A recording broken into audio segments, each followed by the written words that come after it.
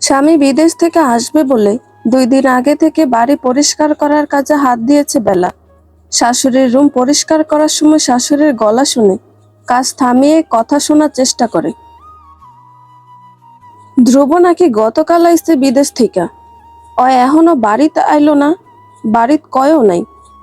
সুমু কইল কাইল নাকি বাবুরে দেখছে কোন এক মাইয়ার লগে, কইল যে দেখা নাকি মনে হয়েছে জামাইবো। এইটা কোনো কথা হইল ক? ওই স্যারা কারেলিয়া শহর ঘুরতাছে কত। জাহিদা বেগম তার মেয়ে রিমিকে ডেকে নিয়ে কথাগুলো বলছিলেন। শাশুড়ির কথা শুনে বেলার মুহূর্তের মধ্যে দমে গেল। আনন্দের সাথে কাজ করা যেন থেমে গেল তার। শাশুড়ির ঘর মুছে দিচ্ছিল সে। শাশুড়ির মুখে স্বামীকে নিয়ে ওরকম কথা শুনে হাতে যেন আর কোনোভাবেই শক্তি পাচ্ছিল না সে। রিমি সহস্য বলে ওঠে, আম্মা, ভাই বিদেশি মাইয়া বিয়া করে আনছে, দেখতে কেমন, কিছু কইছে সুমু? নিশ্চয়ই ধলা কোনো বিদেশিনীরে ভাই নিয়ে আইছে। আমার তো শুনেই নতুন ভাবিরে দেখতে মন চাইতেছে আম্মা। জাহিদা বেগম মেয়ের দিকে কটমট করে তাকান। চোখ দেখে বোঝা যায় তিনি মেয়ের কথায় সন্তুষ্ট হতে পারেননি। মেয়ের হাত ধরে ঝাঁকি দিয়ে বলে ওঠেন, কি কইতাছস, খেয়াল আছে? স্বামীর ভাত খাওয়া লাগতো না চিন্তা ভাবনা এমন দূষিত হইলে? ভাই একটা অকাজ কইরা বইয়া আছে, সেই ভাই আর নতুন কোন ব্যবসা আইতেছে তারে নিয়ে আবার তোর মনে লাড্ডু ফুটতেছে না?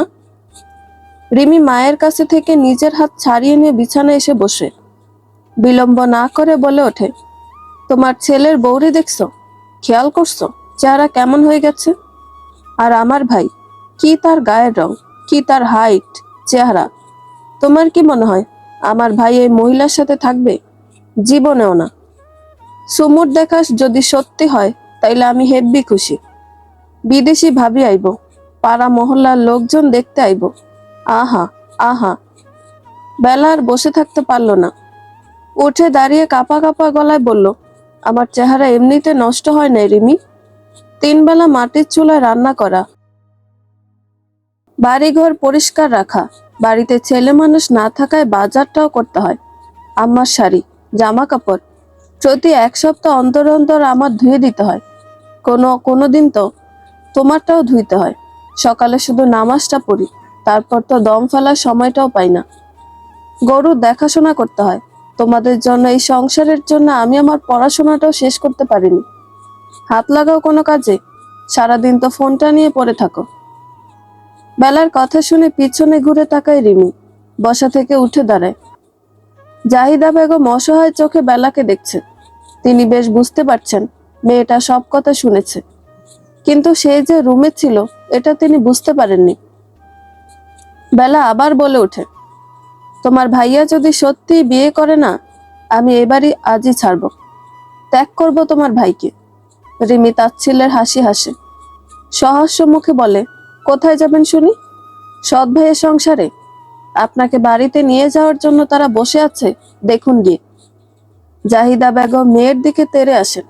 রাগে চোয়াল শক্ত হয়ে এসেছে ওনার। রিমির কথায় রীতিমতো তীরবিদ্ধ হয় বেলা। মুহূর্ত কয়েক স্থির চোখে তাকিয়ে থাকে তার দিকে। রিমি আগে থেকে কটুভাষী, সেটা সবারই জানা। বেলা টলমল চোখে শাশুড়িকে উদ্দেশ্য করে বলে, আম্মা, আপনি যা বললেন তা কি সত্যি? জাহিদা বেগম বেলাকে সাহস দিয়ে বললেন, তুমি একদম চিন্তা করো না তো বেলা। সুমু এখন দূর থেকে কি দেখছে না দেখছে, ধ্রুব আইলে তো বাড়ির জানাই তুই। বেলা শুধু মুখ গম্ভীর করে বলল, আম্মা, দোয়া করেন সুমুর দেখা যেন ভুল হয়। ও যদি সঠিক দেখে তাহলে আপনারা খুব পস্তাবেন। আমি একা মেয়ে, আমার বাচ্চা হয়নি, আমি যেখানে সেখানে চলে যেতে পারবো। আপনার ছেলে সত্যি বিয়ে করলে বা কাউকে নিয়ে এমন কিছু করলে আমি সত্যি এখানে থাকবো না, বাড়ি থেকে আজকের মধ্যে চলে যাব।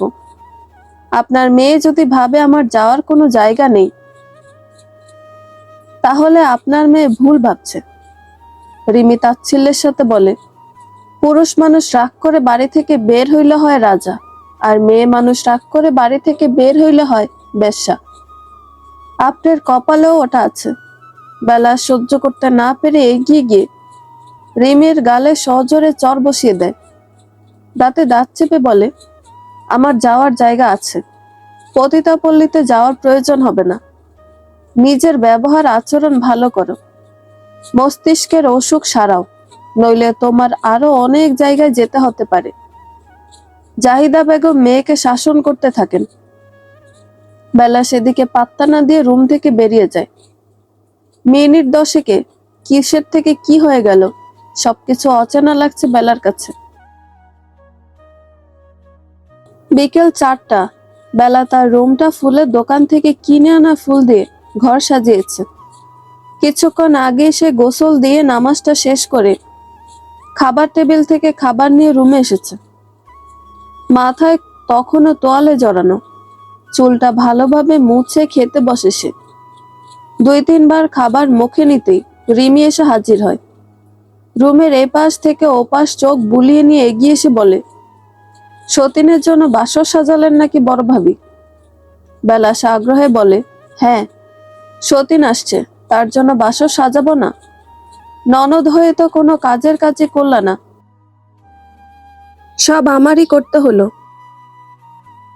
তবে তোমার ভাই যদি নতুন বউ নিয়ে না আসে তাহলে এখানে আমারই থাকতে হবে, আর সত্যিই যদি নিয়ে আসে তাহলে সেই থাকবে। তোমার হয়তো এরকম কিছু ভাগ্যে জুটবে না। যে মস্তিষ্ক নিয়ে চলো, তোমার কপালে সংসার আছেই কিনা সেটা আল্লাহ জানেন। রিমি যেন তেলে বেগুনে জ্বলে ওঠে, দাঁত কিরমির করে বলে, তোমার এই বেশি বেশি তর্কের জন্য সব হারাবে। আমিও মনে প্রাণে চাই তুমি এই বাড়ি থেকে বিদেয় হও। বেলা মুচকি এসে বলে, যদি বাড়ি থেকে চলে যেতেই হয় তাহলে তোমাদেরই একদিন মনে প্রাণে আমাকে চাইতে হবে, চাইতেই হবে। দেখে নিও, এত খারাপ দিন আসবে না। অপেক্ষায় থাকো। দুজনের কথাবার্তার মাঝে কলিং বেল বেজে ওঠে। দুজনের কানেই শব্দ পৌঁছায়। রিমি ঘড়ির দিকে তাকিয়ে দেখে 4টা 15। রিমি মুচকি হাসে, এবার তোমার কপাল পুড়ল বলে আনন্দের সাথে রুম থেকে বেরিয়ে গেল সে।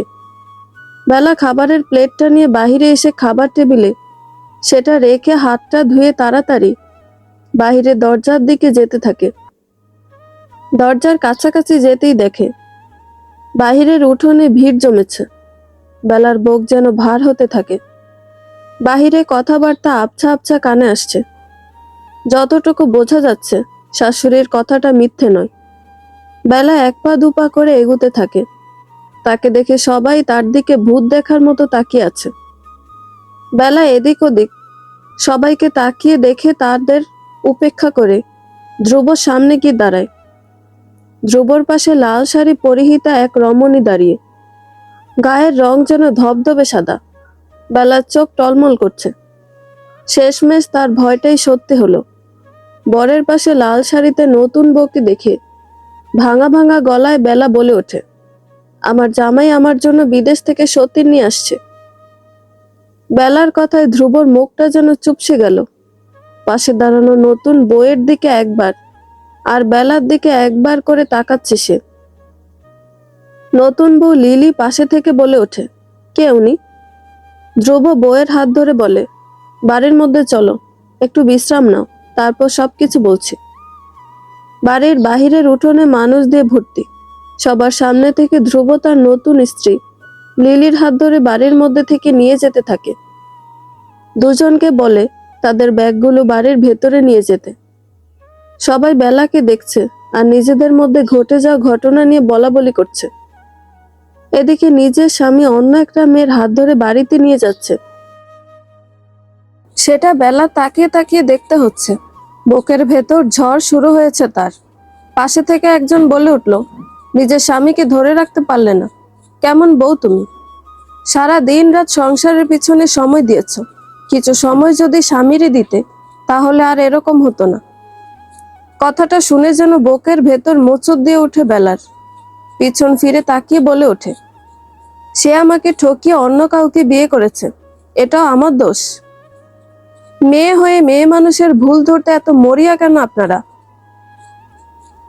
আমি যদি এখানে থেকে অন্য কারোর সাথে সম্পর্কে জড়াইতাম তাহলে তো আমাকেই দোষ দিতেন। তখন কেউ বলতেন না যে স্বামীর কারণে বউ এমন করছে। আল্লাহ আপনাদের জবান দিয়েছে মেয়ে জাতিকে কথায় আহত করে কবরস্থ করার জন্য, তাই না?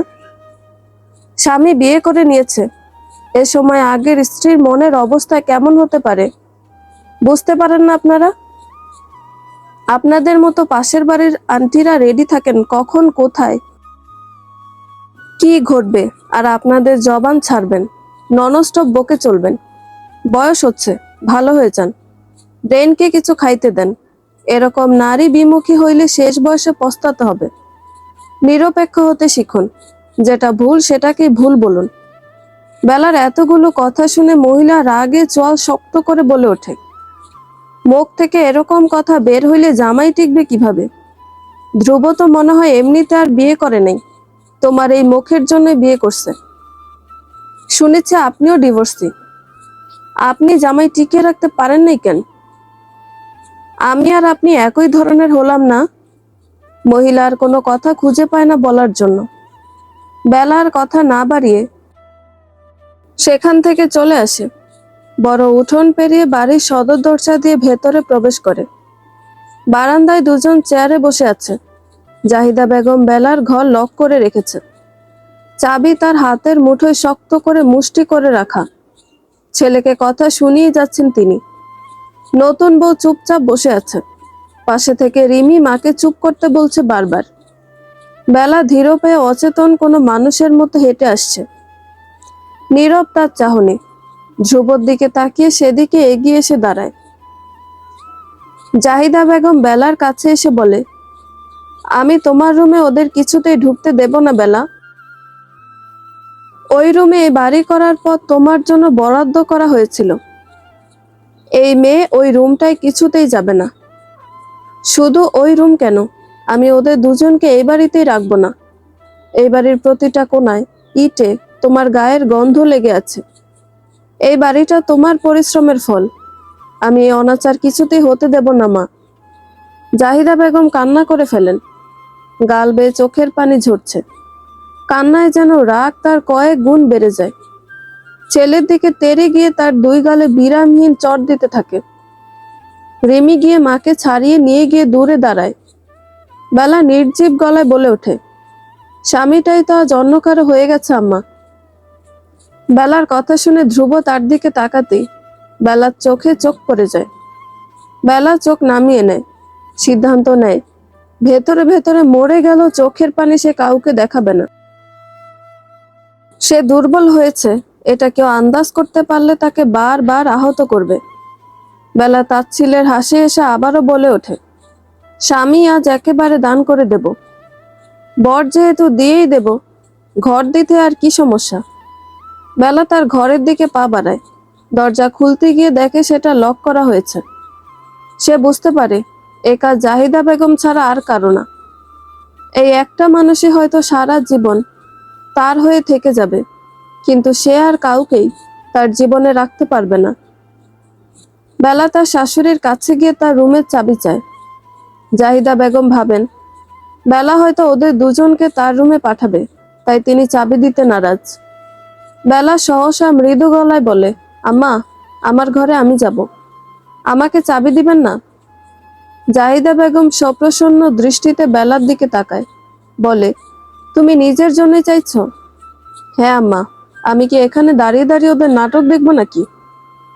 এসব আমার একদম ভালো লাগছে না। ধ্রুবর নতুন বউ লিলি ধ্রুবকে উদ্দেশ্য করে বলে ওঠে, তুমি আমাকে বলেছিলে তুমি তোমার প্রথম বউকে ডিভোর্স দিয়েছ। এখন এখানে এসে দেখছি আরেক কাহিনী। তুমি তোমার বউকে ডিভোর্স দাওনি কেন ধ্রুব? লিলির কথায় তাচ্ছিল্যের হাসি হাসে বেলা। বিদ্রুপ করে বলে, তোমার বরের ক্ষমতা আছে নাকি আমাকে ডিভোর্স দেওয়ার? আমাকে ডিভোর্স দিতে হলে তোমার বরের বাড়ি, জায়গা, জমি সব বিক্রি করতে হবে। আমাকে প্রসন্ন রেখেছে এতদিন, তবে তোমাকে বিয়ে করার সাহস কোথায় পেল সেটাই ভাবছি আমি। লিলি ধ্রুবর দিকে তাকিয়ে ভ্রু বিস্তৃত করে বলে, এসব কি বলছে উনি? ধ্রুব দীর্ঘ নিঃশ্বাস মোচন করে বলে, ও যা বলছে ভুল বলছে। আমি বিদেশে কত টাকা উপার্জন করেছি সেটা সে জানে না। আমি ওর সব টাকা দিয়ে দেব। বেলা তার শাশুড়ির কাছে থেকে চাবি নিয়ে নিজে রুমের দিকে যেতে যেতে বলে, শোধ করো আগে। আর হ্যাঁ, কাবিনের টাকা কিন্তু 7 লাখ, মনে করিয়ে দিলাম। বেলা নিজের ঘরে দরজা খুলে ঘরে ঢুকেই দরজার খিল এঁটে দেয়। সোজা চলে যায় আয়নার সামনে। নিজেকে এপাশ ওপাশ ভালো করে দেখে। মুখের বিভিন্ন জায়গায় কালো কালো দাগও পড়েছে, অথচ আগে না ছিল গায়ের রঙে কোনো ময়লা আর অসুন্দর কিছু। অথচ এই সংসারের হাল ধরতে ধরতে বয়সের তুলনায় যেন বেশি বয়সের ছাপ পড়েছে শরীরে। বেলা ভাবতে থাকে, শুধু চেহারার জন্য ধ্রুব এমন করলো? কই, সে তো কোনোদিন চেহারা নিয়ে কোনো কথা বলেনি। কয়েকদিন আগে আসলে তো ধ্রুব বেলার আরো খারাপ অবস্থা দেখতো। ধ্রুব আসবে বলে সে 2 সপ্তাহ যাবৎ নিজের শরীরের ত্বকের যত্ন নিচ্ছিল।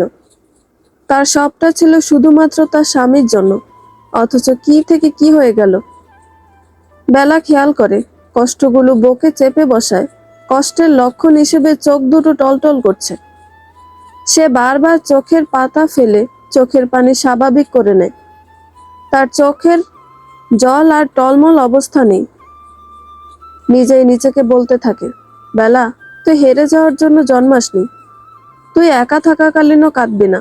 যে মানুষ তোকে ভালোবাসবে না তার দিকে এক কদমও এগোবি না। যে যেমন দেবে তাকে তুই দ্বিগুণ ফিরিয়ে দিবি, হোক সেটা ভালোবাসা বা ঘৃণা। এই পৃথিবী বড্ড স্বার্থপর। সবই শুধু গিভ অ্যান্ড টেকের সম্পর্ক। তোকেও এখানে টিকে থাকতে হলে তাদের মধ্যে হতে হবে, হতেই হবে। বেলা খেয়াল করে তাকে ভীষণ অবিন্যস্ত দেখাচ্ছে। এবারে সবাই এখন শত্রুপক্ষ। তার শাশুড়িও পাল্টে যেতে পারে। পৃথিবীর কোনো মা তার ছেলেকে রেখে শেষ মুহূর্তে ছেলের বউয়ের পক্ষ নেবে না। সুতরাং এই শত্রুপক্ষের সামনে নিজের দুর্বলতা কিছুতেই প্রকাশ করা যাবে না। বেলা নিজের ওয়ার্ড্রোব খুলে খুঁজে খুঁজে একটা লাল টকটকে শাড়ি বের করে। খেয়াল হয় বাহিরের মেয়েটিও লাল শাড়ি পরে আছে। সাথে সাথে শাড়িটা আবার ভেতরে রেখে বেছে বেছে হালকা গোলাপি রঙের সুন্দর একটা শাড়ি বের করে। আয়নার সামনে গায়ে জড়িয়ে নিজেকে দেখতে থাকে। নিজেকে আজ সাজাবে বলে ঠিক করে বেলা। আজ কোনো রকম বিষণ্ণতা যেন ছুঁতে না পারে, সেটার জন্য যা যা করা উচিত সেগুলো সব করবে সে। জাহিদা বেগম ছেলেকে বসা থেকে টেনে দাঁড় করায়। অশ্রাব্য ভাষায় গালি দিয়ে বলেন, কি করেছিস সেটা তুই?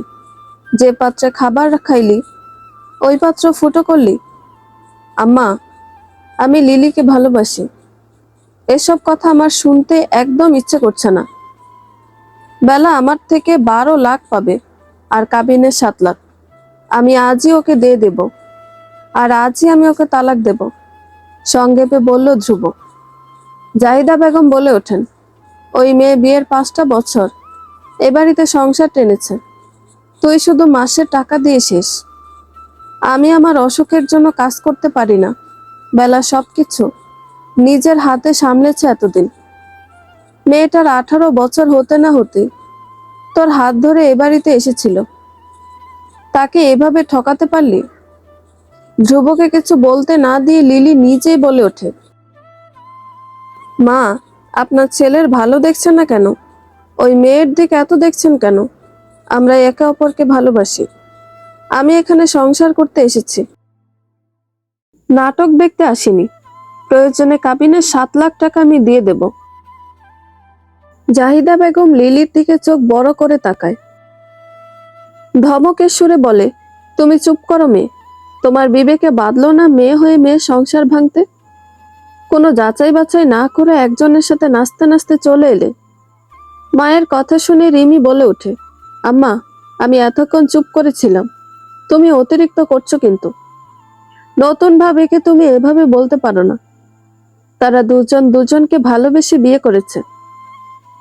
লিলিকে উদ্দেশ্য করে আবার বলে, ভাবি, আমার সাথে আমার ঘরে চলো।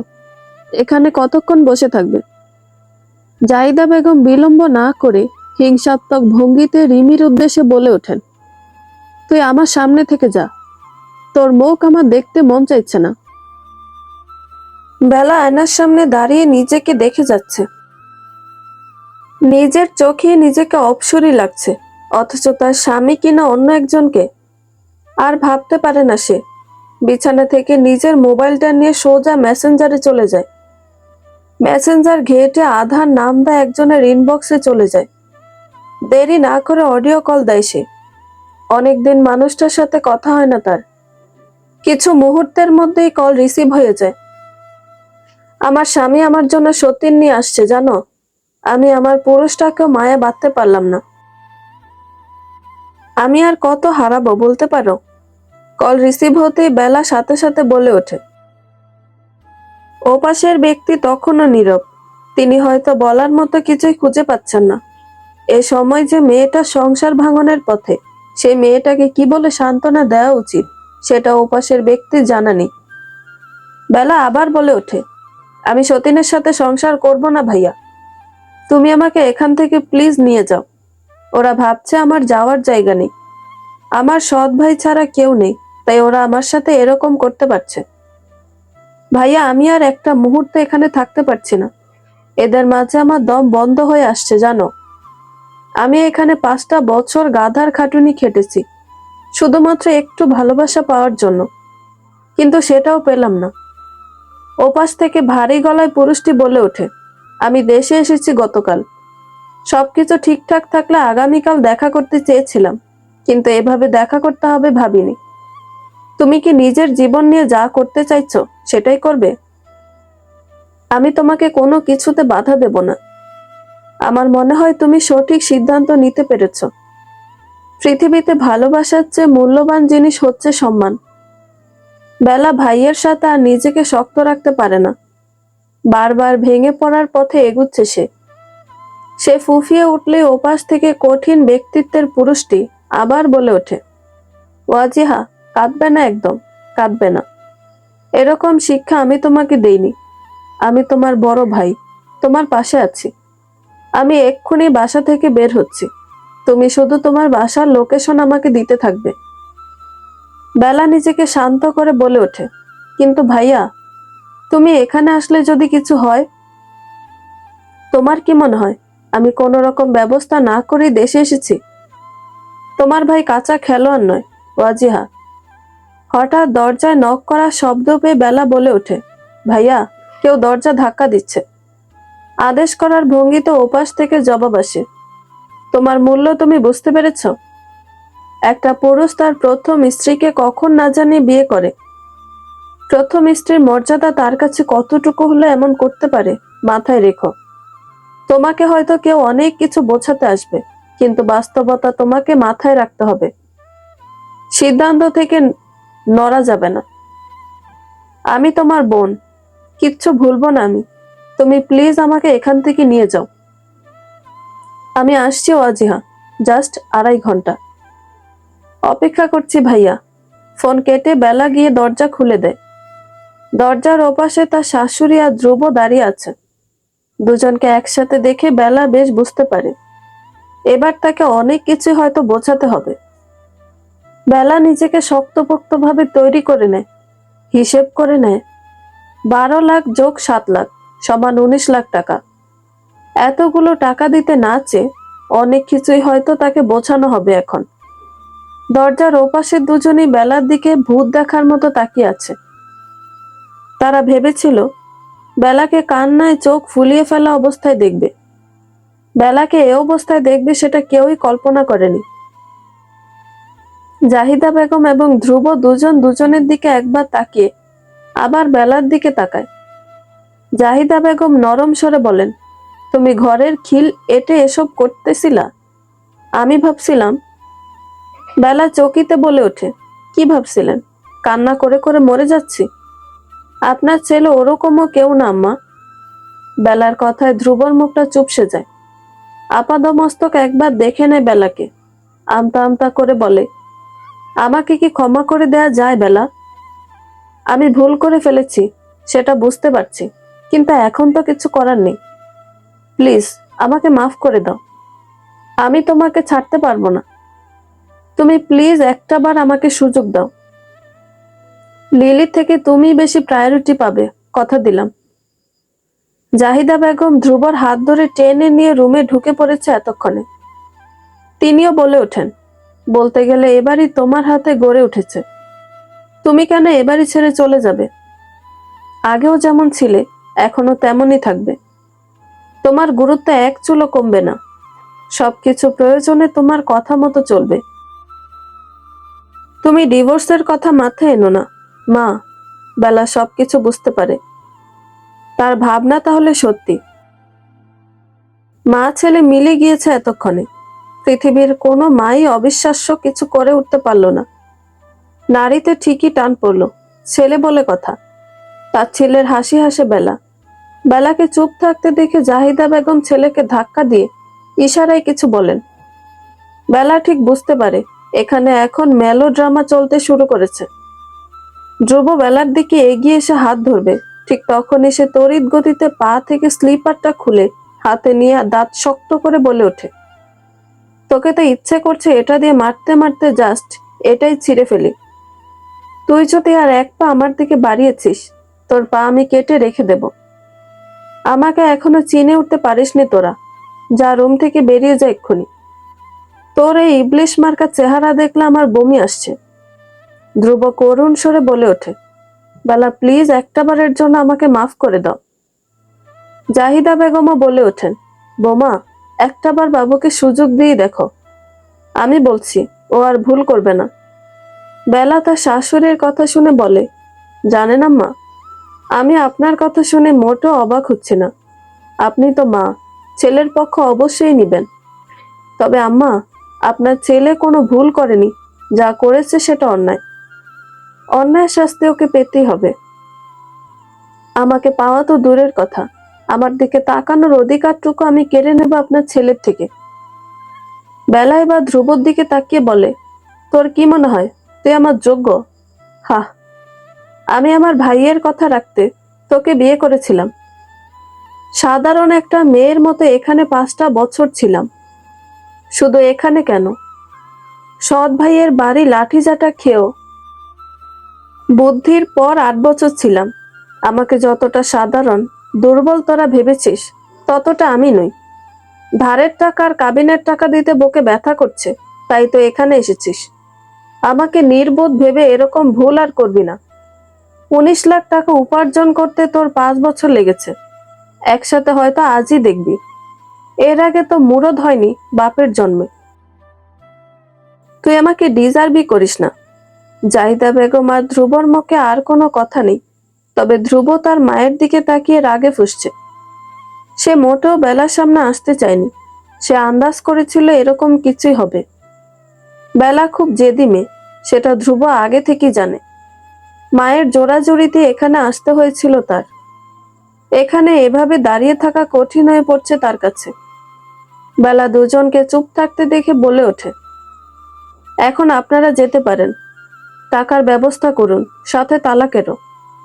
যখন সম্মান নিয়ে প্রশ্ন ওঠে, ভালোবাসা আর সম্মানের তুলনা আসে, তখন আমি ভালোবাসাকেও মূল্য দেব না। আমি যদি আমাকে সম্মান না করি, পৃথিবীর কেউ আমাকে 2 পয়সার মূল্য দেবে না। সম্মান তো দূরের কথা। সুতরাং একজন নারী যার আত্মসম্মান ব্যাপক, তার কাছে অন্তত এরকম ইউজলেস ওয়ার্ড ইউজ করবেন না। ভালোবাসা আপনারা ডিজার্ভ করেন না। কিছু মুহূর্ত চুপ থেকে বেলা আবার বলে ওঠে, আপনারা যদি মনে করেন আমি অন্যান্য মেয়েদের মতো ন্যাকা শাস্তি গিয়ে বলবো যে সব টাকা মাফ করে দেব, তাহলে ভুল ভাবছেন। একটা পয়সাও আমি ছাড়বো না। আমার টাকা আমি প্রতিটা পয়সা বুঝে নেব। আর আমার কাবিনের টাকা আমার অধিকার, সেটাও মাফ করব না আমি। শান্তিতে থাকতে চাইলে 19 লাখ টাকা আজই আমাকে দিতে হবে, না হলে অবশ্যই এখানে থানা পুলিশ হবে। বেলা তার শাশুড়ির দিকে তাকিয়ে বলে, আর হ্যাঁ আম্মা, আমার গহনাগুলো আমাকে বুঝিয়ে দেন। 4 ভরি গহনা আছে আমার, প্রয়োজনে ওজন দিয়ে নেব আমি। আমি যদি খুব একটা ভুল না করি, তাহলে আপনি হয়তো ভেবেছিলেন আমার গহনার কিছু গহনা মেয়েকে দিয়ে তাকে বিদায় করবেন। সেটা আর হচ্ছে না। গহনা নিয়ে আপনি এখানে আসবেন, নাকি আমি আসবো আপনার সাথে? পাঠিয়ে দিচ্ছি। সঙ্গে পেয়ে বলেই রুম থেকে বেরিয়ে যান জাহিদা বেগম। ধ্রুব যেতে যেতে বলে, লোভী মেয়ে একটা, প্রতারক একটা। ধ্রুব রুম থেকে চলে যাওয়ার সময় বেলার এই কথাটা শুনতে পায়। পেছন ফিরে বেলার দিকে কিছুক্ষণ তাকিয়ে থেকে বেরিয়ে যায় রুম থেকে। বেলা নিজের রুমেই ব্যাগ গুছিয়ে নিচ্ছিল। যা যা প্রয়োজন সেসব নিজের সাথে নিয়ে যাবে সে। এখানে ফেলে যাওয়ার কোনো মানে হয় না। নিজের পছন্দের শাড়ি, জামা কাপড়, প্রয়োজনীয় সবকিছু ব্যাগে নিচ্ছে সে। রিমি এসে দরজায় দাঁড়াতেই দেখতে পায় বেলা নিজের ব্যাগ গুছিয়ে নিচ্ছে। সে যেন এবার শান্তি পাচ্ছে। মায়ের দেয়া গহনাগুলো দিতে এসেছে বেলাকে।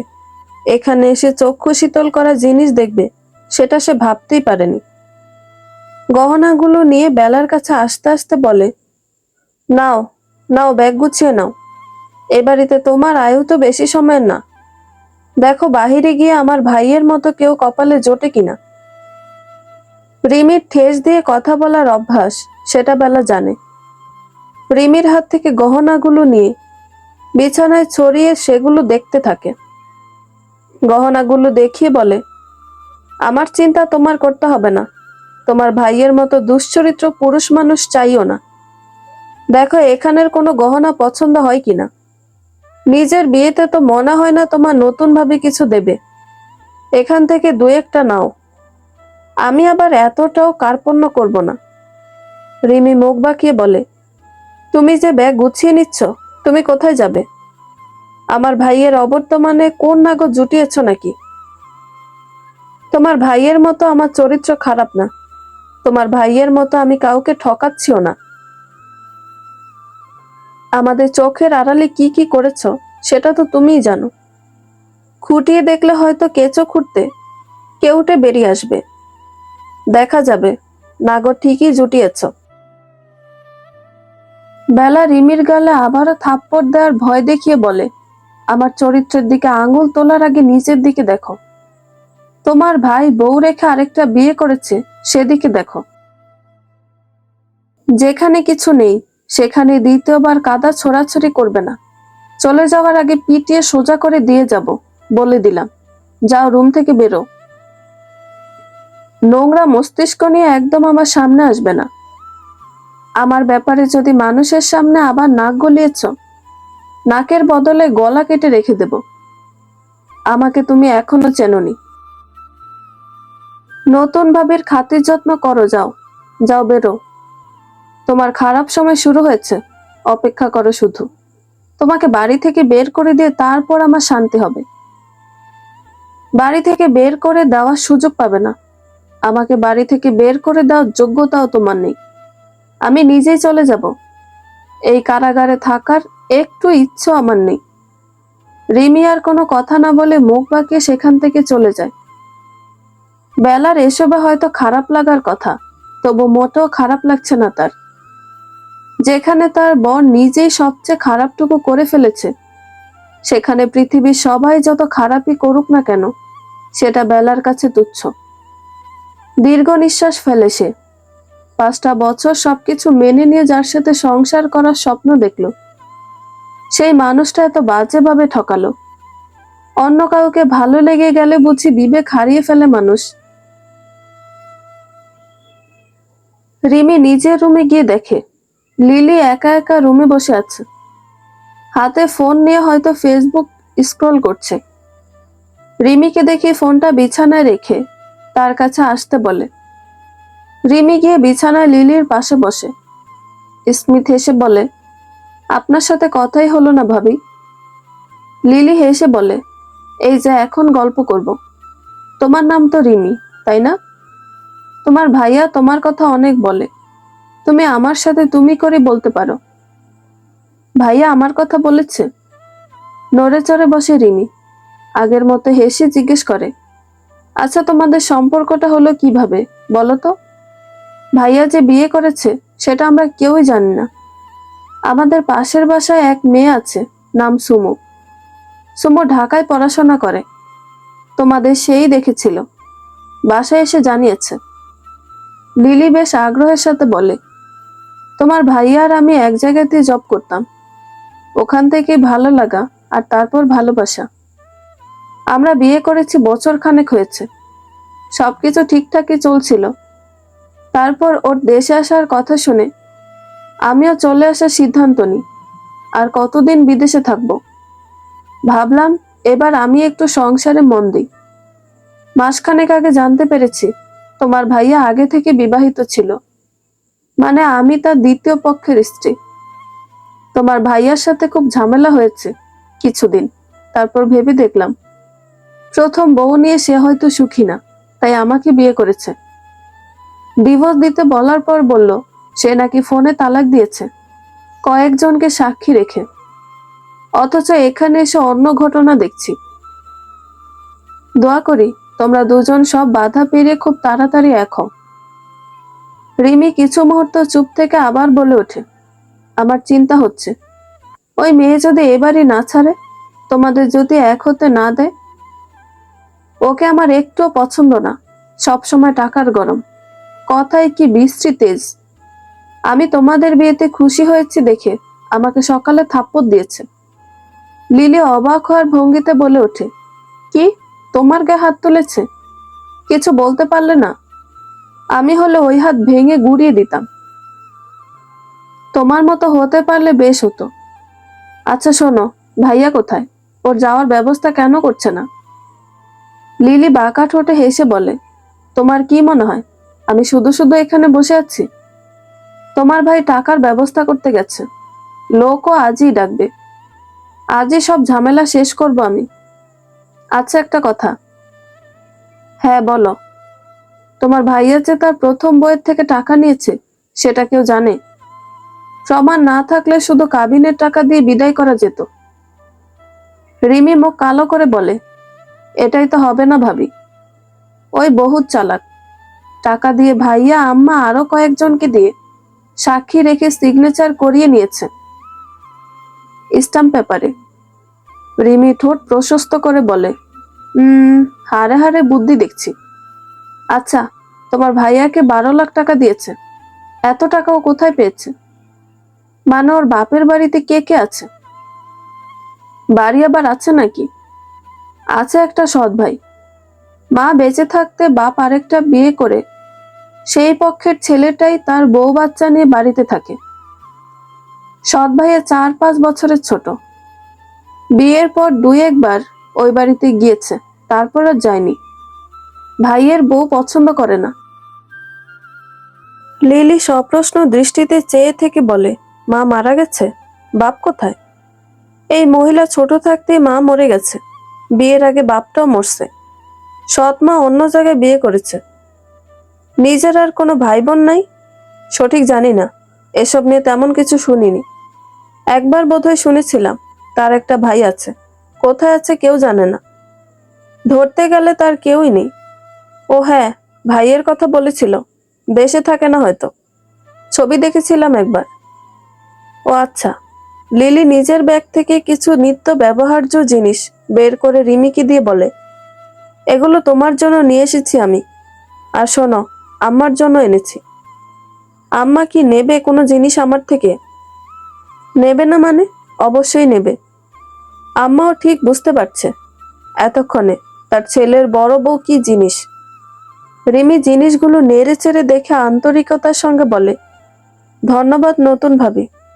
আর শোনো, একদম চিন্তা করিও না, আমি সর্বদা তোমার দলে।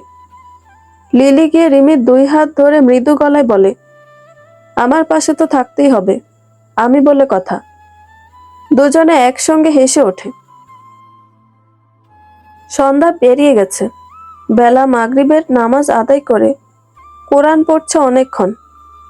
সে বিকেল থেকে নিজের ঘরে ছিল, এক মুহূর্তের জন্য আর নিজের রুম থেকে বের হয়নি।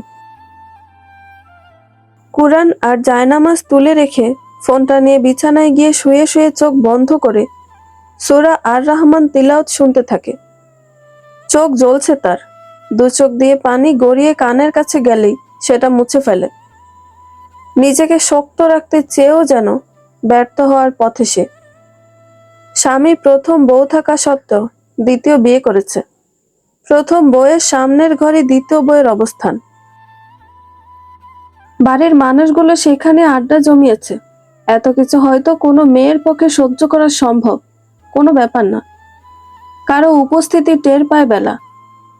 ঘরের দরজায় শব্দ হতেই চোখ মুছে সেদিকে তাকায়। ঘরে পুরুষ মানুষের উপস্থিতি এ সময় অবাক করে দেয় বেলাকে। লোকটা ঘরের দরজা আস্তে করে বন্ধ করে দিতেই বেলা তড়িৎ গতিতে বিছানা থেকে নেমে দাঁড়ায়। ভ্রুযুগল প্রসারিত করে বলে, আপনি এখানে? দরজা আটকাচ্ছেন কেন? দরজা খুলুন। লোকটা 2 হাত সামনের দিকে বাড়িয়ে বেলার সামনে এগিয়ে আসে। বলে, প্লিজ ভাবি, চিৎকার করবেন না।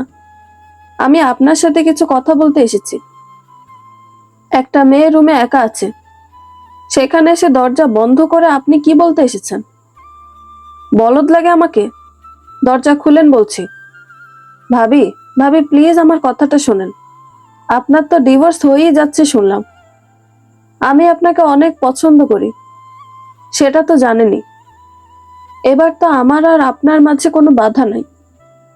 আগে আমারে মানেন নাই, ঠিক আছে, কিন্তু এখন তো মানতেই পারেন, তাই না? বেশ্যা লাগে আমারে? দরজা খুলবি নাকি আমার অন্য রূপ দেখাবো আমি? আমার শরীরে কালো দাগ লাগাতে এসেছিস না? কে পাঠিয়েছে তোকে? ধ্রুব, তাই না? টাকা দেওয়ার ভয়ে এত কিছু। ওরে তো আমি দেখে নিচ্ছি, তুই আগে রুম থেকে বের হ। লোকটা বেলার দিকে এগুতে শুরু করলে বেলার সাথে সাথে তার হাঁটুতে লাথি দিতেই লোকটা মেঝেতে বসে পড়ে। বেলার সাথে সাথে বিছানার নিচে থেকে ধারালো একটা ছুরি বের করে সেই লোকের দিকে তাক করে বলে, এই ওয়াজিহাকে সস্তা কোনো মেয়ে ভেবে ভুল করেছিস।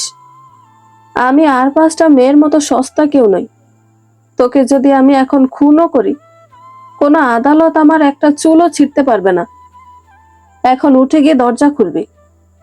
আর তোকে এখানে কে পাঠিয়েছে বল। না বললে এটা একদম গলায় বসিয়ে দেব, আল্লাহর কসম। লোকটা দাঁড়িয়ে বেলার কথার জবাবে বলে, হ্যাঁ পাঠিয়েছে কেউ, কিন্তু আমি আমার কাজ শেষ না করে এখান থেকে যাচ্ছি না। টাকা তো উসুল করে নিতে হবে, তাই না? আপনার কি মনে হয় আপনার এই ফাঁকা আওয়াজে আমি ভয় পেয়ে যাব? হো, মেয়ে মানুষ হলো নরম মোমের পুতুল, ধরতেই গলে পড়ে যাবে। ভুল করছিস জাওয়াদ, আমাকে আমার দ্বিতীয় রূপে আসতে বাধ্য করিস না। আমি যদি শাস্তি দেওয়া শুরু করি তাহলে সবকিছু ধ্বংস করে দেব বলে দিলাম। জাওয়াদ বেলার কথায় পাত্তা না দিয়ে উচ্চস্বরে হাসতে হাসতে বেলার দিকে এগুতে থাকে। বেলার হাতে স্পর্শ করতেই বেলা তড়িৎ গতিতে জাওয়াদের হাতে ছুরি বসিয়ে দেয়। জাওয়াদের অন্ডকোষ বরাবর লাথি দিতে সে একটা জোরে চিৎকার দিয়ে মাটিতে গড়িয়ে পড়ে। বেলা গিয়ে দরজা খুলে জাওয়াদের শার্টের কলার ধরে টেনে হিঁচড়ে বাহিরে নিয়ে এসে এক নাগারে পেটে, বুকে, হাঁটুতে, পায়ের পাতায় আঘাত করতে থাকে আর চিৎকার করে করে ধ্রুবকে ডাকতে থাকে। চিৎকার দিয়ে বলতে থাকে, আমাকে সহজভাবে নিয়ে খুব বড় ভুল করে ফেললি তোরা।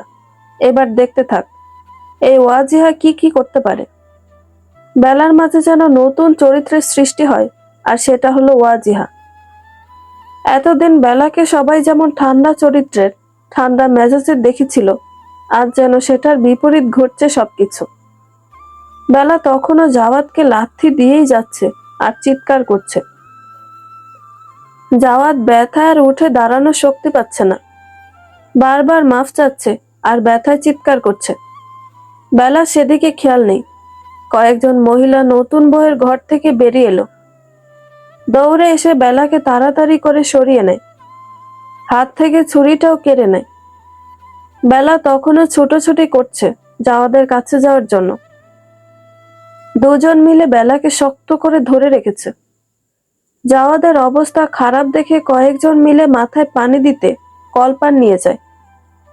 বেলা তখনও ছোটাছুটি করছে আর বলছে, আমাকে ছাড়ুন, কে আমাকে কত দুর্বল ভাবছে সেটা আমি দেখব, দেখতে চাই।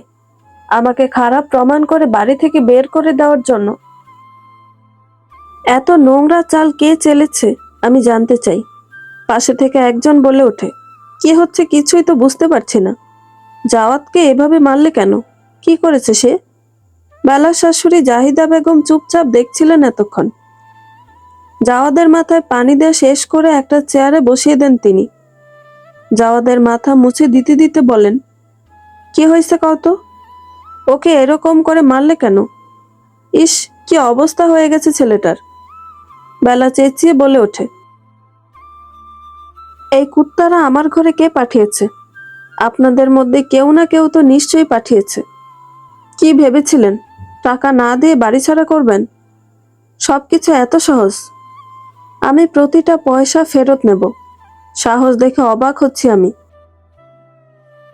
আমার রুমে পুরুষ ঢুকিয়ে দেওয়া হয়েছে। এতক্ষণে ধ্রুব বাড়িতে প্রবেশ করে।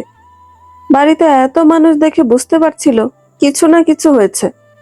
হাতে টাকাগুলো ঘরে ভালো করে রেখে এসে বারান্দায় এসে দাঁড়ায়। পাশেই লিলি আর রিমি একসাথে দাঁড়িয়েছিল। ধ্রুব রিমিকে জিজ্ঞেস করে, এখানে কি হয়েছে রে? এত ভিড় কেন এখানে? রিমি কিছু বলবে তার আগেই বেলা তড়িৎ গতিতে ধ্রুব সামনে এসে দাঁড়ায়। শার্টের কলার ধরে দাঁতে দাঁত চেপে ধরে বলে, কি ভেবেছো তুমি? আমার সাথে যা ইচ্ছে করবে আর আমি সেটা মেনে নেব? আর কত নিচে নামবে তুমি? ধ্রুব বেলার কাছে থেকে নিজেকে ছাড়িয়ে নিয়ে বলে, টাকা চেয়েছিলে, টাকার ব্যবস্থা করতে বেরিয়েছিলাম। আবার কি করলাম আমি? বাহ, এখন আপনি কিছুই জানেন না। নিজের বউয়ের ঘরে অন্য পুরুষকে ঢুকিয়ে দিতে বউ কাঁপলো না একবারও? এখনো আমাদের তালাক হয়নি, সেই হিসেবে এখনো আমি আপনার বউ। টাকা দিতে বউকে ব্যথা করছে জন্য টাকা যেন না দিতে হয় সে ব্যবস্থা করতে চেয়েছিলেন, তাই না? ধ্রুব এদিক সেদিক তাকিয়ে আবার বেলার দিকে তাকিয়ে বলে, আমি আসলেই বুঝতে পারছি না। আমি মাত্র বাসায় আসছি। বেলা কপাল প্রসারিত করে বলে, আপনি জাওয়াতকে আমার ঘরে পাঠাননি? আমি আসার পর তো ওর সাথে দেখাই হয়নি। আমি কেন তোমার রুমে ওকে পাঠাবো? বেলা ধ্রুবর কথা শুনে আবার জাওয়াদের দিকে ছুটে যায়। জাওয়াদের কাছে গিয়ে সোজা চুলগুলো শক্ত করে মুঠোবন্দি করে ফেলে। জাওয়াদ সাথে সাথে ব্যথায় চোখ বন্ধ করে ফেলে। বেলা তেজি গলায় বলে ওঠে, কে তোকে আমার ঘরে পাঠিয়েছে বল? এখন যদি উল্টোপাল্টা কথা বলিস, এখানে আমি তোর রক্তের বন্যা বইয়ে দেব, বলে দিলাম। জাহিদা বেগম এতক্ষণে সরে গিয়েছেন। আজ তিনি বেলার অন্যরকম একটা দিকের সাথে পরিচিত হচ্ছেন। এর আগে বেলার এই দিকটা কখনো দেখেননি তিনি। এই রূপটা কখনো দেখতে হবে সেই চিন্তাটাও যেন ছিল না তার। চুল জোরে শক্ত করে চেপে ধরায়, চোখ দিয়ে পানি গড়িয়ে গাল বেয়ে পড়তে থাকে। জাওয়াদ তখনও পুরোপুরি সুস্থ হয়নি। বেলা পাশে দাঁড়িয়ে থাকা মহিলার থেকে ছুরিটা ছিনিয়ে নিয়ে সবার উদ্দেশ্যে চিৎকার করে বলে, এদিকে যে আসার চেষ্টা করবে, যে ওকে আমার হাত থেকে বাঁচানোর চেষ্টা করবে, সেও নিজের ক্ষতি করবে। আমাকে তুচ্ছ তাচ্ছিল্য করে নিজেদের বিপদ ডেকে আনবেন না। আপনারা সহজ সরল বেলাকে চিনলেও বিধ্বংসী, বিনাশকারী, প্রলয়ঙ্কারী ওয়াজিহাকে চিনেন না। আমার ভেতরের ওয়াজিহা জেগে উঠলে ধ্বংস ছাড়া সৃষ্টি কিছু হবে না। আমি বেলা, সংসারে ভালো কিছু সৃষ্টিকারী। আমি ওয়াজিহা, সমাজে সৃষ্টি হওয়া মন্দের বিনাশকারী। আমি বিনাশিনী। জাওয়াত নরম স্বরে হাত দুটি একসাথে করে মিনতির স্বরে বলে, ভাবি, আমার ভুল হয়ে গেছে, আমাকে মাফ করে দিন। আমি বলছি, সব বলছি। রিমি এবার বেলার দিকে এগিয়ে এসে বলে ওঠে, কাউকে মারধর করে জোর জবরদস্তি করে মিথ্যে বলাবে নাকি? নিজেই কখন তাকে নিজের ঘরে নিয়েছ? মতে হয়তো বিরোধ হয়, এখন তাকে এক্সপোজ করছো। তোমার মতো মেয়েদের জানা আছে। জাহিদা বেগম জাওয়াদের দিকে একবার দেখে আবার রিমির দিকে তাকিয়ে বলে, রিমি, তুই এসবের মাঝে একদম কথা বলবি না। দেখি কোথাকার জল কোথায় গড়ায়। লিলি দূর থেকে জাহিদা বেগমকে উদ্দেশ্য করে বলে ওঠে, আম্মা, পুলিশকে খবর দেন জলদি। এভাবে এত মানুষের মধ্যে উনি কিভাবে একজনের গলায় ছুরি ঠেকিয়ে জোর জবরদস্তি করতে পারেন? এটা অপরাধ। ধ্রুব এক ধমকে লিলিকে চুপ করিয়ে দেয়। নিজে এবার জাওয়াদের দিকে এগিয়ে আসে। সামনে দাঁড়িয়ে বলে, তুই নিজে থেকে বেলার ঘরে গিয়েছিস নাকি কেউ পাঠিয়েছে?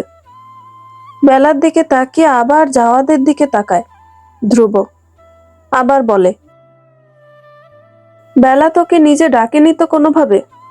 ধ্রুব শেষের প্রশ্নটা যেন বেলার বুকের মধ্যে ঝড় তুলে দেয়। একটা মানুষের মন থেকে বের হয়ে গেলে কি এভাবেই বের হয়ে যায়?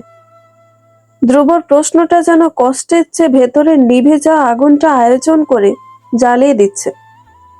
বেলা ধ্রুবর দিকে এক নজরে তাকিয়ে থাকে আর বলে, কথা আছে না, নারীকে অর্ধেক কষ্ট দেয় তার প্রিয় মানুষগুলো, আর বাকি অর্ধেক কষ্ট দেয় শখের পুরুষ। আমার প্রিয় মানুষগুলো আমাকে একা করে গেল, আমার শখের পুরুষ আমাকে নিঃস্ব করেছে, প্রায় মৃত্যুসম কষ্ট দিয়েছে, একই ক্ষততে বারবার আঘাত করে আহত করেছে। মরতে মরতে মানুষ বেঁচে গেলে পাথর হয়ে যায়, পাথরে আঘাত করলে পাথর নয়, আঘাতকারী আহত হয়। আমাকে আঘাত করতে যে আসবে সে নিজেই ভস্ম হয়ে যাবে, ধ্বংস করে দেব আমি তাকে। বেলা থেমে ধ্রুবকে উদ্দেশ্য করে আবার বলে, যে কথাগুলো আপনি বলছেন আমি দেখেছি কিনা, এই কথায় আমার একটুও খারাপ লাগছে না।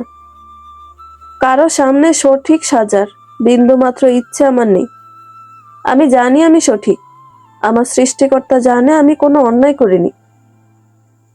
আমার শুধু সেই মানুষকে দেখার ইচ্ছে, কার এত সাহস হলো যে আমার চরিত্রে দাগ লাগানোর মতো কাজ করতে পিছপা হলো না।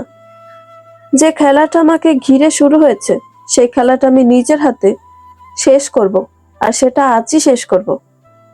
বেলা নিজের চেহারায় কঠোরতা প্রকাশ করে, গম্ভীর মুখে জাওয়াতকে জিজ্ঞেস করে, কে আপনাকে আমার ঘরে পাঠিয়েছে? সেটা আমাকে না বলা পর্যন্ত আমার হাত থেকে আপনার নিস্তার নেই। নিজের ক্ষতি না চাইলে প্রমাণ সহ তাকে সামনে নিয়ে আসুন আর এখান থেকে চলে যান, না হলে আমি পুলিশকে কল দেব আর বলবো আপনি আমার ঘরে এসেছিলেন বাজে উদ্দেশ্য নিয়ে। জাওয়াত বুঝতে পারে পরিস্থিতি আর স্বাভাবিক নেই, তাকে আর কেউ এখান থেকে উদ্ধার করতে পারবে না। সে একজনের দিকে তাকাতেই ব্যক্তিটি ইশারায় কিছু বললে জাওয়াত মাথা নিচু করে নেয়, ভাঙা ভাঙা গলায় বলে, আমাকে রিমি পাঠিয়েছে আপনার ঘরে। বেলার রাগ যেন মাথায় উঠে যায়, টানা পায়ে রিমির কাছে গিয়ে হাত ধরে হ্যাসকা টান দিয়ে কোনা থেকে টেনে মাছি নিয়ে আসে। রিমি এদিক ওদিক বারবার তাকাচ্ছে। বাড়িতে ছোটখাটো একটা ভিড় জমে গেছে। নতুন বউ দেখতে এসে সবাই তার সম্মান নিয়ে টানাটানি দেখবে, এটা তার কল্পনাতেও ছিল না। রিমি কিছু বলার আগে তাকে সজোরে চর বসিয়ে দেয় বেলা। সাথে সাথে বলে, এটা আমাকে মিথ্যা প্রমাণ করার চেষ্টার জন্য। আরেকটা চর দিয়ে বলে, এটা মেয়ে হয়ে কারসাজি করে আরেকটা মেয়ের সম্মান নষ্ট করার উদ্দেশ্যে একজন পুরুষকে আমার ঘরে পাঠানোর জন্য। জাহিদা বেগম আর দাঁড়িয়ে থাকতে পারছিলেন না। কেউ তার মেয়েকে মারছে সেটা তিনি সহ্য করতে পারছিলেন না। দৌড়ে এসে বেলার হাত থেকে রিমিকে ছাড়িয়ে নেন। চিৎকার করে ধ্রুবকে বলে ওঠেন, ওকে এ বাড়ি থেকে জলদি বিদায় কর, আমি আর ওর এসব ব্যবহার মেনে নিতে পারছি না। বেলাকে উদ্দেশ্য করে বলেন, তোমার মুখের কথা অনেক সহ্য করছিলাম, বিকেলে তোমার পক্ষ নিয়ে আমার ছেলেকে মেরেছিলাম, নতুন বউকে অস্বীকার করেছিলাম, এখন মনে হচ্ছে আমি ভুল করেছিলাম। তোমার মতো মেয়ে কারো ঘরে আর না জন্মাক, তাড়াতাড়ি বাড়ি থেকে বেরিয়ে যাবে, আমি তোমার মুখও দেখতে চাই না। বেলা সাথে সাথে বলে ওঠে, এই নোংরা পরিবেশে আমি থাকতেও চাই না। এখানকার সবাই এক একটা নর্দমার কীট, সবার গায়ে পচা দুর্গন্ধ, সবার মন আর বিবেক মরে পচে গেছে। কে কি করছে সব আমি বুঝতে পারছি। বোকা যেহেতু নই, সবার কাজের ফল আমি নিজেই দিয়ে যাব, সবার প্রাপ্য বুঝিয়ে দিয়ে যাব এক এক করে। জাহিদা বেগম আর কিছু না বলে রিমিকে নিয়ে নিজের ঘরে চলে যায়। আশেপাশের মানুষ দুই ভাগে ভাগ হয়েছে, কেউ বেলার দোষ ধরছে, আবার কেউ তার পক্ষে কথা বলছে। আস্তে আস্তে ভিড় কমতে শুরু করেছে। জাওয়াদও আস্তে আস্তে বাড়ির বাহিরে চলে যায়। ধ্রুব তখনও বারান্দায় দাঁড়িয়ে আছে।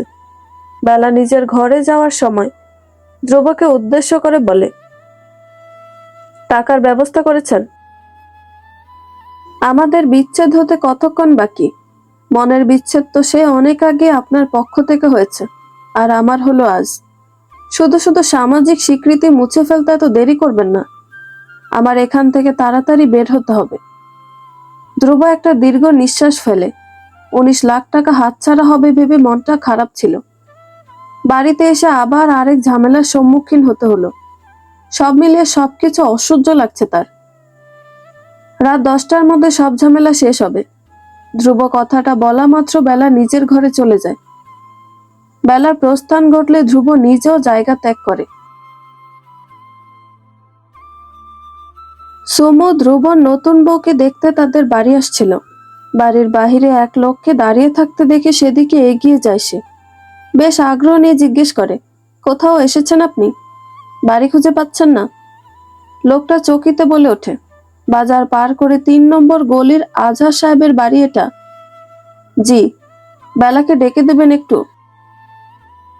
আপনি ভাবিকে চাইছেন? দাঁড়ান, আমি ডেকে দিচ্ছি। সুমু তাড়াতাড়ি করে বাড়ির মধ্যে ঢুকে বেলার ঘরে চলে যায়। বেলা নিজের জামা কাপড় ভালোভাবে গুছিয়ে নিচ্ছিল। সুমু বেলার পিছনে এসে হাঁপাতে হাঁপাতে বলে, ভাবি, লম্বা চওড়া সুঠামদের এক লোক বাহিরে দাঁড়িয়ে আছে, তোমার সাথে দেখা করতে এসেছে। বেলা দ্রুত পিছনে ঘুরে সুমুকে বলে ওঠে, কোথায় উনি? গেটের বাইরে দাঁড়িয়ে আছে।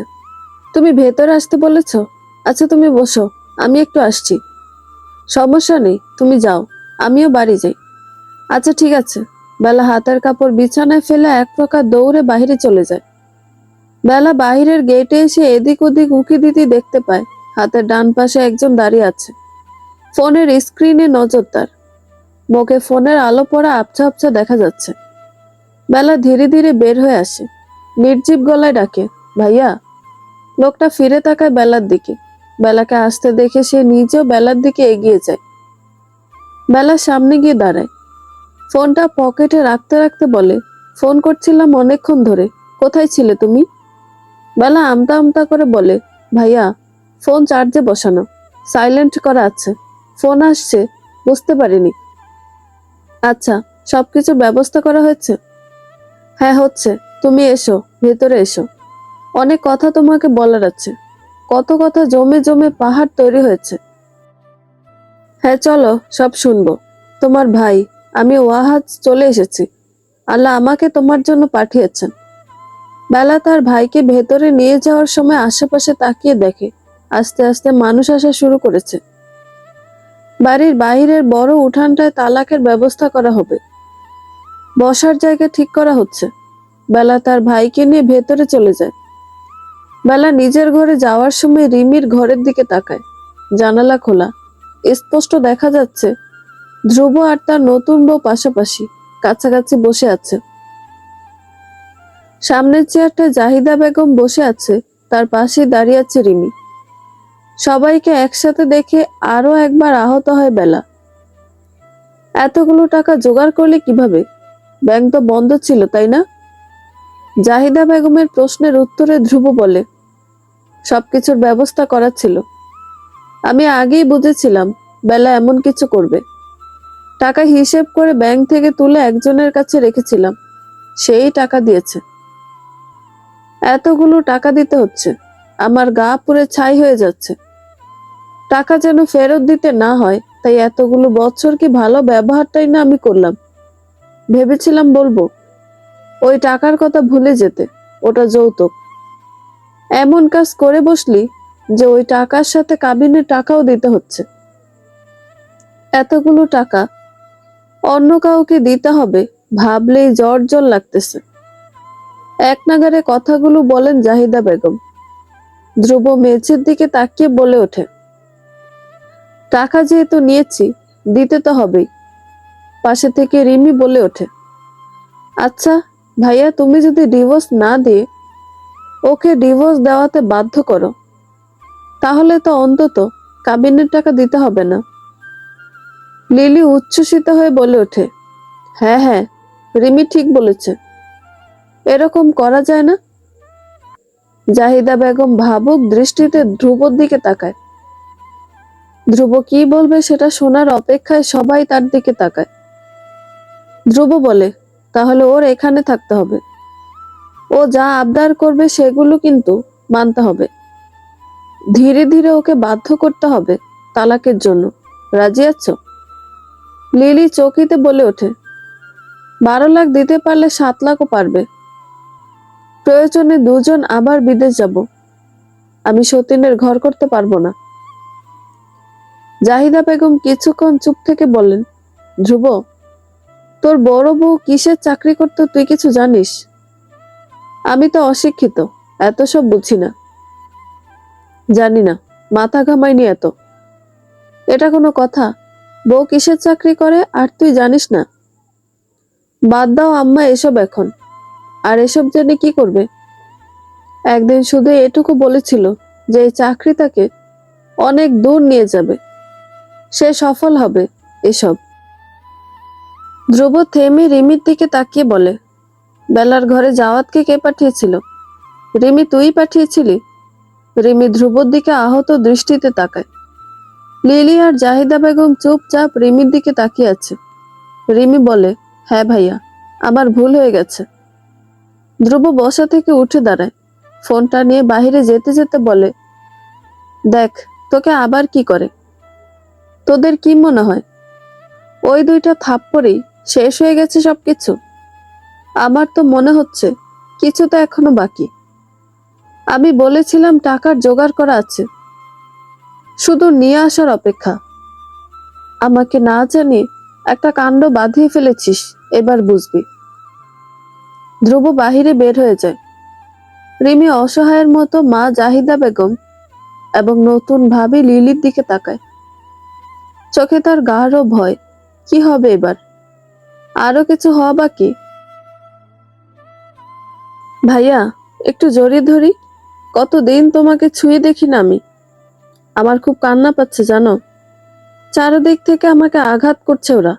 জানো, আমি একটু ভেঙে পড়িনি, তবে মাঝে মাঝে একটু বেশি কষ্ট পেলে কান্না গলার কাছে এসে দলা পাকিয়ে যাচ্ছে। ওদের সবাইকে একসাথে দেখে আমার ভেতরটা দুমড়ে মুচড়ে যাচ্ছে, দম বন্ধ হয়ে আসছে আমার। ভাইয়া, এই সংসারটা সকাল পর্যন্ত আমার ছিল, এখন এখন আমি সব হারিয়ে নিঃস্ব।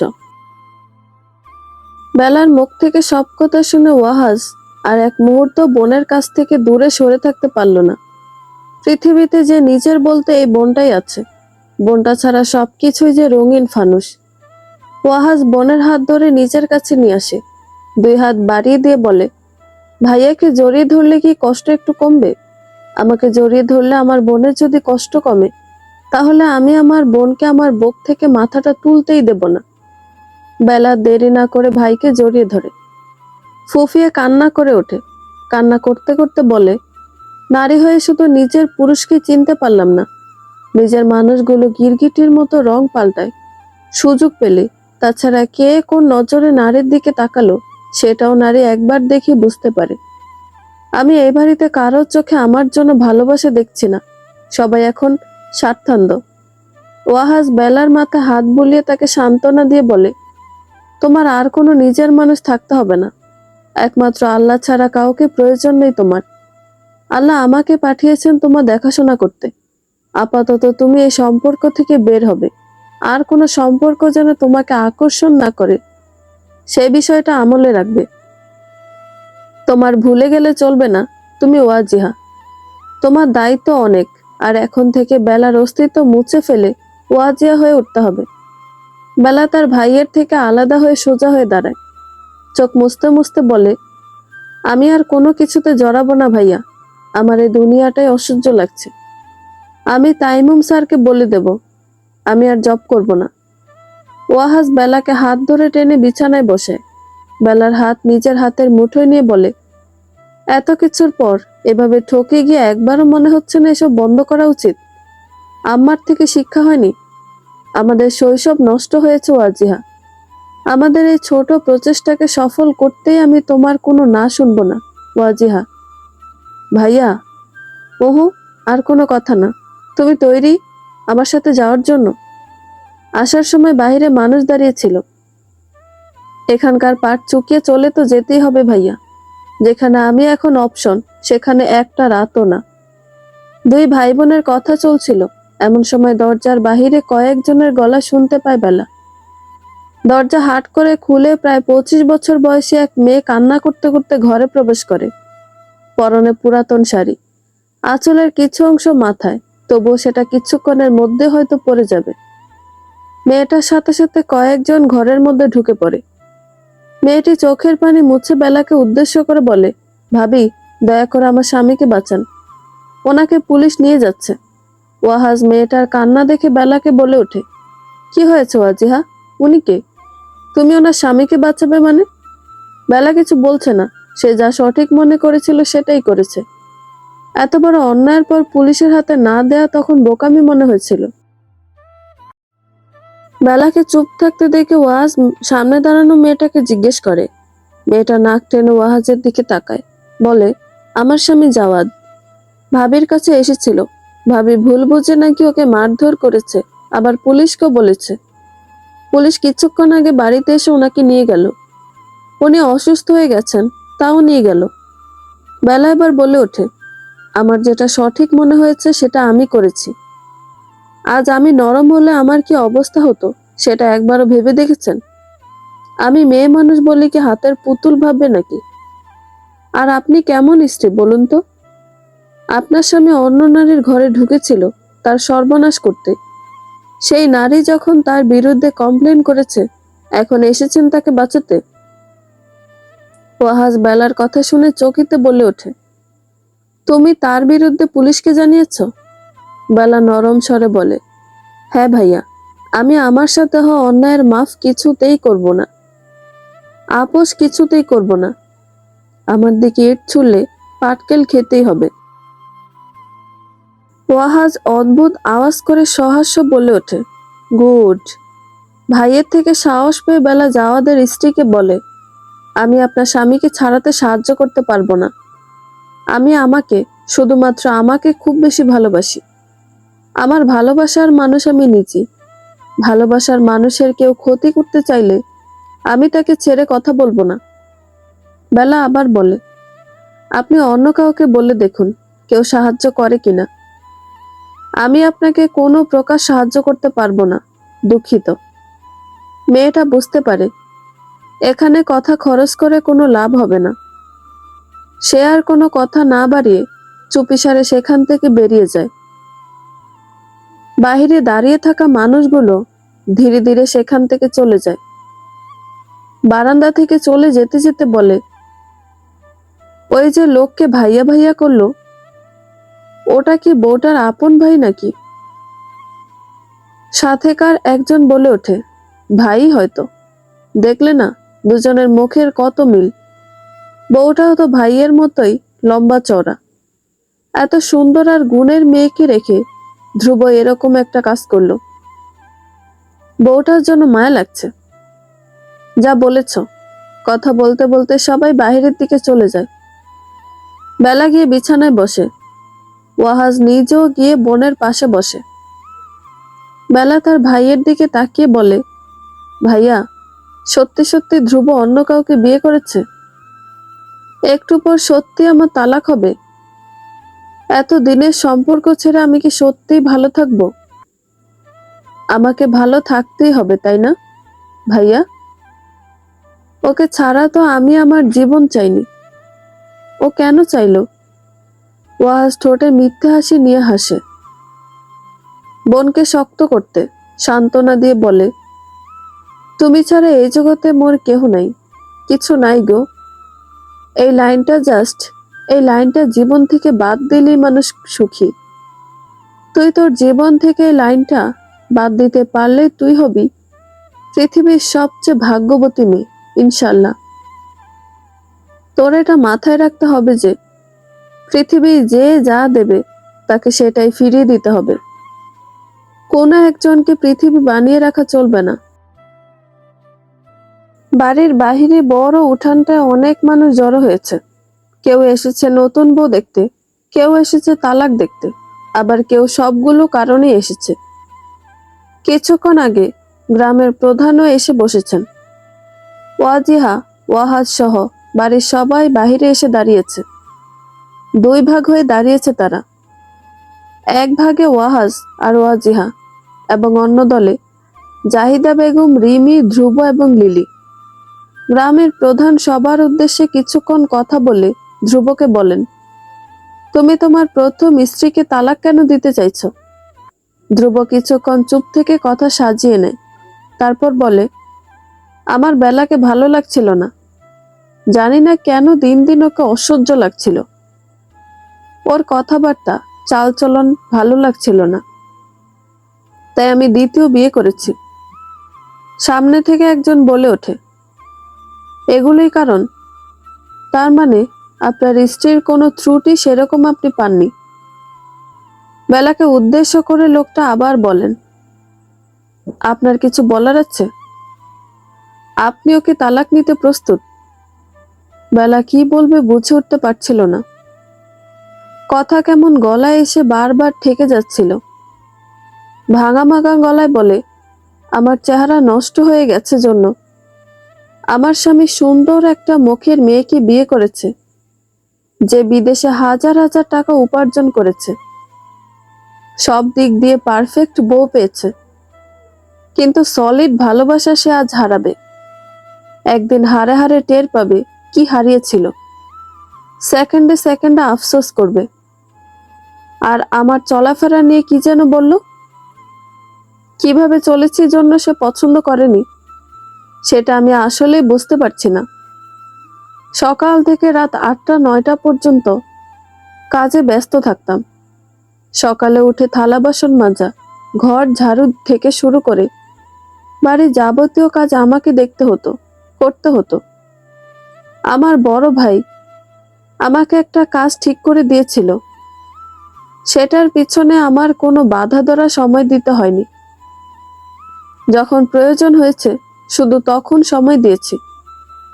একটা মেয়ের মাসিক কিছু হাত খরচ প্রয়োজন হয়, সেটা নিজের স্বামী নিজে থেকে না দিলে, তার থেকে চাইতে গেলে নিজেকে করুণার পাত্রী মনে হয়। সব সময় কারণ বলে টাকা চাইতে ইচ্ছে করে না। আমার ভরণ পোষণের দায়িত্ব পুরোপুরি আমার স্বামীকে দিতে ইচ্ছে করেনি। মনে হয়েছে আমি যদি কিছু একটা করে নিজেরটার জন্য কিছু জোগাড় করতে পারি, তাহলে তার ওপর চাপ কমবে। কিন্তু তার এইসব আমার চালচলনের কথার ব্যাপারে আমার আর কিছু বলার নেই। আমি আমার চরিত্রের বিষয়ে একদম নিখুঁত। আমি আমার শরীরে নিজের ইচ্ছেতে বা অন্যের ইচ্ছেতে কোনো দাগ লাগাতে দেইনি। পাশে থেকে একটা লোক বলে ওঠে, বাহ, সুন্দর কথা বলেছেন। আমাদের নিজেদেরই উচিত মাসে একটা নির্দিষ্ট অ্যামাউন্ট আমাদের স্ত্রীদের হাতে তুলে দেয়া। আচ্ছা, যাই হোক, আপনার স্বামী যেমন আপনার বিষয়ে তার পক্ষ থেকে কিছু অভিযোগ জানালো, আপনারও কি তেমন কোনো অভিযোগ জানানোর আছে? বেলা একটা দীর্ঘ নিঃশ্বাস ফেলে বলল, আমার মাঝে কোনো ত্রুটি আছে বলেই আমার স্বামী আমাকে ছেড়ে দিচ্ছে। আমি ছেড়ে দিচ্ছি না যে ওর মাঝে আমি কোনো ত্রুটি দেখব। শুধু এতটুকু বলবো যে আমার চেহারায় যদি কোনো কমতি থাকে আর সেটার জন্যই যদি আমাকে ডিভোর্সি হতে হয়, তাহলে সে বোকামি করলো। আমি তার সংসারে সারা দিন রাত খেটে খুটে এইরকম হয়েছি। কই, আমার শাশুড়ি তো কোনোদিন বলে নাই যে বেলা যাও, একটু রেস্ট নাও, এত কাজ তোমার করতে হবে না। আমি যদি অন্যদের মতো ভালো একটা জীবন পার করতাম, তাহলে চেহারা খারাপ হতো না। ধ্রুব ভুলে গেছে আমার চেহারা দেখেই সে আমাকে বিয়ের সিদ্ধান্ত নিয়েছিল। আমার পরিবারের ত্রুটি দেখেও সে রাজি হয়েছিল শুধুমাত্র আমার চেহারা দেখে। তাই বলবো, আমাকে ছাড়ার এটা হয়তো মেন কারণ না। আমার স্বামীর অন্য কাউকে ভালো লেগেছে, তার মন আমার মধ্যে সীমাবদ্ধ থাকতে পারেনি। অথচ সেই নজর হেফাজত করলে আমাদের একটা সুন্দর সংসার থাকতো। আবার দীর্ঘ নিঃশ্বাস ফেলে সে ভেতর থেকে যেন কথাগুলো বমির মতো পেটে চাপ দিয়ে বেরিয়ে আসতে চাইছে। বেলার এতগুলো কথা বলতে গিয়ে বারবার গলায় বেঁধে যাচ্ছে। তবু আবার বলে, আমার স্বামীকে ছাড়ার মতো সকাল পর্যন্ত কোনো কারণ ছিল না। আমি জানতামই না তার আরেক জীবন সম্পর্কে। তবে এখন আমি আর একটা রাতও এ বাড়িতে কাটাতে চাই না। এখান থেকে মুক্তি চাই। আমাকে আমার টাকা দিয়ে দিলে আমি এখান থেকে চলে যাব। যেখানে আমার সম্মান নেই সেখানে এক মুহূর্ত না।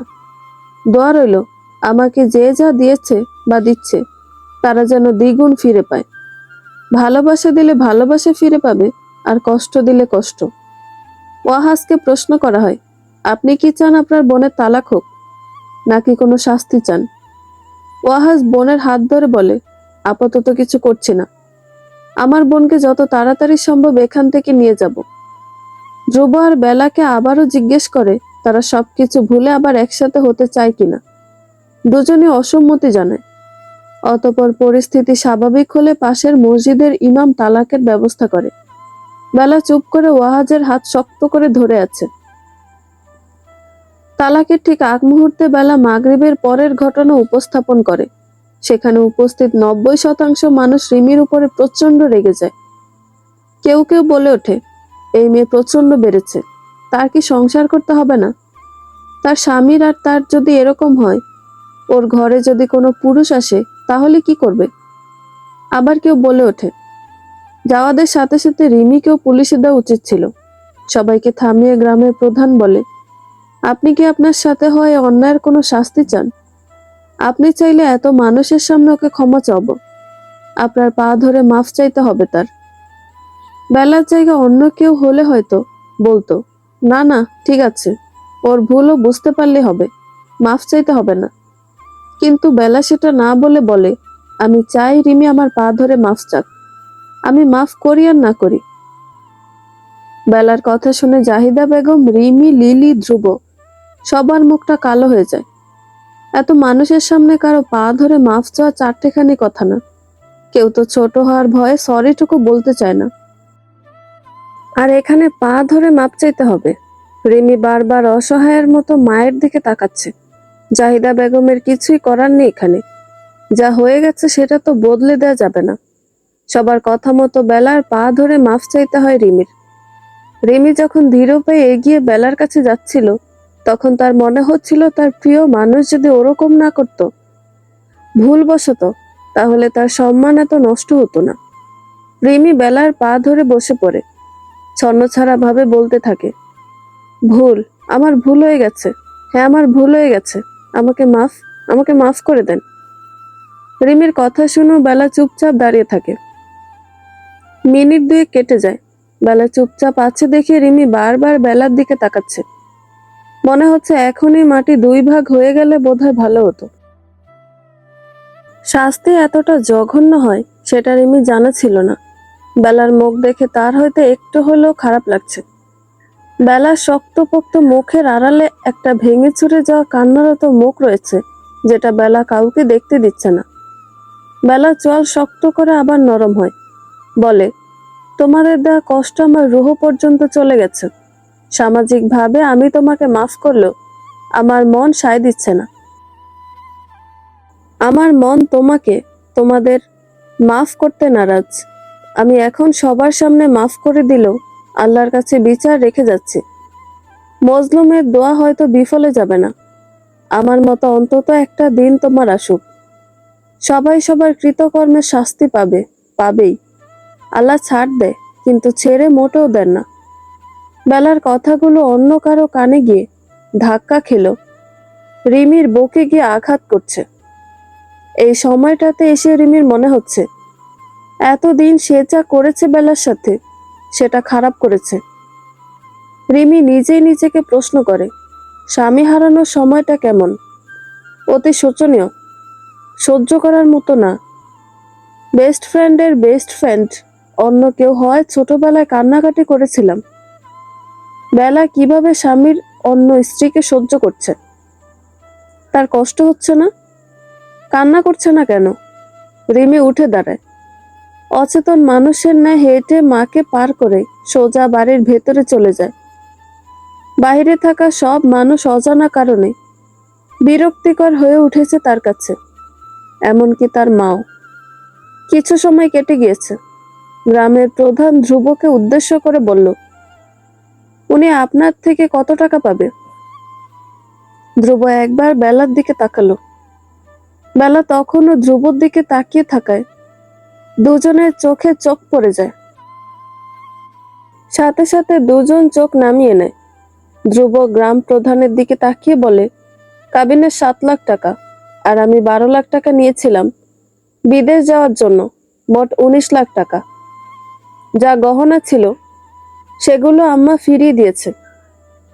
লোকটা টিটকারি করে বলেন, যে পাত্রে খাবার খেলে ওই পাত্রে ফুটো করলে ভাই, এর দাম তো তোমার দিতেই হবে। ধ্রুব আর কিছু বলে না, ব্যাগে থাকা টাকাগুলো সামনে থাকা টেবিলের ওপর রাখে।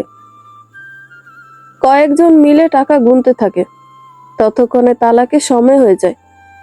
মুয়াজ্জিন সাহেব বলে ওঠেন, তালাক হলো আল্লাহর অপছন্দনীয় একটা কাজ, যেটা বৈধ, কিন্তু তবুও আল্লাহ এটা পছন্দ করেন না। আমি এখানে আপনার স্ত্রী বেলাকে মেনে নিতেও বলতে পারছি না, কারণ পরিস্থিতি যেমন দেখছি আপনি দুইটা বইয়ের সমান দায়িত্ব পালন হয়তো করতে পারবেন না। আপনি যেভাবে আরেকজনকে বিয়ে করেছেন সেটা অতি ঘৃণীয় একটা কাজ। অতঃপর কিছু সময় পর ধ্রুবকে বলা হলো সবাইকে সাক্ষী রেখে বেলাকে তালাক দিতে। লিলির মুখে হাসি ফুটে উঠেছে। অন্যদিকে বেলা সারা শরীর কাঁপছে, ভাইয়ের হাত শক্ত করে খামচে ধরে আছে। ধ্রুব বেলার দিকে না তাকিয়ে মাটির দিকে তাকায়। বেলা ছলছল চোখে ধ্রুবর দিকে তাকিয়ে আছে। ধ্রুব উচ্চারণ করে তালাক। বেলার কানে পৌঁছতেই নিজের ভর সহ্য করতে না পেরে পিছন দিকে পড়ে যেতে লাগলে ওয়াহাজ তাকে শক্ত করে ধরে। বেলা ভাইয়ের দিকে একবার তাকিয়ে চোখ নামিয়ে নেয়। বুকের মধ্যে তার কালবৈশাখীর ঝড় নয়, এই যে সাইক্লোন শুরু হয়েছে সবকিছু ধ্বংস করে দিচ্ছে। বুকে চিনচিন ব্যথা করছে, ভেতর থেকে কান্না গলায় এসে আটকে গিয়েছে। ধ্রুব পরপর 3বার তালাক দিয়ে দেয়। তারও গলা কাঁপছিল। মনে হচ্ছিল তার জীবনে থাকা শ্রেষ্ঠ একটা মানুষ আজ তার জন্য নিষিদ্ধ হলো। ধ্রুবর বলা 3 তালাক শুনে বেলা দাঁড়িয়ে থাকতে পারছে না। পা ভেঙে আসছে তার, শরীর কাঁপছে। ভাইকে কান্না আটকানো গলায় বলে, ভাইয়া, আমার ভীষণ কান্না পাচ্ছে, বুকটা ভারী ভারী লাগছে। ওই লোকটা আজ থেকে আমার জন্য নিষিদ্ধ হয়ে গেল। সে আমার ব্যক্তিগত মানুষ হয়ে কেন থাকলো না? প্রিয় মানুষগুলো কেন থেকে যায় না ভাইয়া? তারা কি জানে না তাদের অভাবে আমরা তিলে তিলে শেষ হয়ে যাই? আত্মহত্যা অপরাধ, অথচ বেঁচে থাকা কত কঠিন হয়ে গেল আমার জন্য। ওয়াহাজ বোনকে শক্ত করে ধরে সবার উদ্দেশ্যে বলে, এখানে তো সব কাজ শেষ, তাই না? আমি আমার বোনকে এখন নিয়ে যেতে পারি? আমি চাই না আমার বোন এখানে আর একটা মুহূর্ত কাটাক। সেখানে বসা কয়েকজন জানায় এখানে সব কাজ শেষ, এখন বেলাকে নিয়ে ওয়াহাজ চলে যেতে পারে। ওয়াহাজ আন্তরিকতার সাথে সবাইকে ধন্যবাদ দিয়ে বেলাকে জিজ্ঞেস করে, তোমার সব জিনিসপত্র তো গুছিয়ে রাখা হয়েছে, তাই না? আমি চাই তোমার একটা কাপড়ের টুকরো যেন এখানে না থাকে। বুঝতে পেরেছ আমার কথা? তোমার ব্যবহারের সব জিনিস তুমি নিয়েছ, সেটা নতুন হোক বা পুরাতন হোক। বেলা মাথা নেড়ে সম্মতি জানিয়ে বলে, হ্যাঁ, আমার সব নেওয়া হয়েছে। বেলা থেমে অসহায়ের মতো আবার বলে ওঠে, ভাইয়া, আমি বাড়ি থেকে বেরিয়ে চলে এসেছি। বাড়ির ভেতরে আমি আর ঢুকবো না। তুমি কি প্লিজ ওগুলো বাইরে নিয়ে আসবে? ওয়াহাজ মুস্কি এসে বলে, তুমি এখানে 5টা মিনিট অপেক্ষা করো, আমি সবকিছু নিয়ে আসছি। বেলা তার ভাইয়ের কথা অনুযায়ী সেখানে চুপ করে দাঁড়িয়ে থাকে। ওয়াহাজ জাহিদা বেগমকে উদ্দেশ্য করে বলে, আপনাদের আবার মনে হবে না তো যে আমার বোন আপনাদের বাড়ি থেকে কোনো কিছু চুরি করে নিয়ে যাচ্ছে? না মানে? হতেই পারে মনে। আপনারা কেউ চাইলে বেলার ব্যাগপত্র চেক করে দেখতে পারেন, আমার এখানে কোনো আপত্তি থাকবে না। জাহিদা বেগম বিরক্ত হয়ে বলে, 19 লাখ টাকা দিলাম, সব গহনা ফিরিয়ে দিলাম, বাড়িতে আর কি আছে যে আপনার বোন নিয়ে যাবে? বেলা বলে ওঠে, আমাকে নিজে থেকে আপনারা কিছু দেননি। আর বললেন 19 লাখ টাকার কথা, সেটা পুরোপুরি আমার টাকা, এখানে আপনাদের 1 পয়সাও নেই। আর যা গহনা ছিল সেটাও আমার ছিল, আপনারা তো আমাকে বিয়েতে কিছু দেননি, তাই এখানেও আপনাদের কোনো অধিকার নেই। এই 5টা বছর আমি আপনাদের যা দেওয়া দিয়েছি। ওয়াহাজ বেলার মাথায় হাত বুলিয়ে সান্ত্বনা দিয়ে সে একজন লোককে সাথে করে নিয়ে বাড়ির ভেতরে যায় বেলা জিনিসপত্র নিয়ে আসতে। বেলা যেখানে দাঁড়িয়ে ছিল সেখানেই একভাবে দাঁড়িয়ে থাকে। আশেপাশে থেকে কিছু মহিলা বেলার কাছে এসে কথা বলে। বিকেলে যে মহিলাটি বেলাকে কথা শুনিয়েছিল তিনিও এসে বেলার কাছে মাফ চান। বেলা মুস্কি এসে বলে, আমি তো মাফ করে দিচ্ছি, কিন্তু আমার রুহু কাউকে মাফ করছে না। তবে একটা কথা বলবো, আল্লাহ আমাদের সবাইকে বিবেক দিয়েছে, আমাদের উচিত বিবেককে কাজে লাগানো। নিজেদের প্রতি খেয়াল রাখতে হবে, আমরা যেন বিবেকহীন পশুর মতো হয়ে না যাই। ওয়াহাজ সব জিনিসপত্র নিয়ে বাহিরে আসে, সেগুলো নিয়ে সোজা রাস্তার পাশে রাখা গাড়িতে উঠায়। লোকজন বেলা চলে যাওয়া দেখার জন্য দল বেঁধে দাঁড়িয়ে আছে। ওয়াহাজ জিনিসপত্র গাড়িতে রেখে বেলার পাশে এসে দাঁড়ায়। বেলাকে বলে, চল, আমাদের বাসায় যেতে হবে, অনেক রাত হয়ে গেছে। বেলা ওয়াহাজকে বলে, ভাইয়া তুমি এগো, আমি আসছি। না না, দাঁড়াও, একসাথে যাই। ওয়াহাজ বোনের কথা মতো সেখানেই দাঁড়ায়। বেলা ধীর পায়ে লিলির সামনে গিয়ে দাঁড়ায়। লিলি বিরক্ত মুখে অন্যদিকে তাকায়। বেলা তাকে উদ্দেশ্য করে বলে, স্বামীকে দেখে রাখবেন, সে আমাকে ছেড়ে আপনাকে বেছে নিয়েছে, আপনার কাছে গিয়েছে। আমার মতো তাকে অন্ধ বিশ্বাস করবেন না। পুরুষ মানুষকে বিশ্বাস করতে নেই।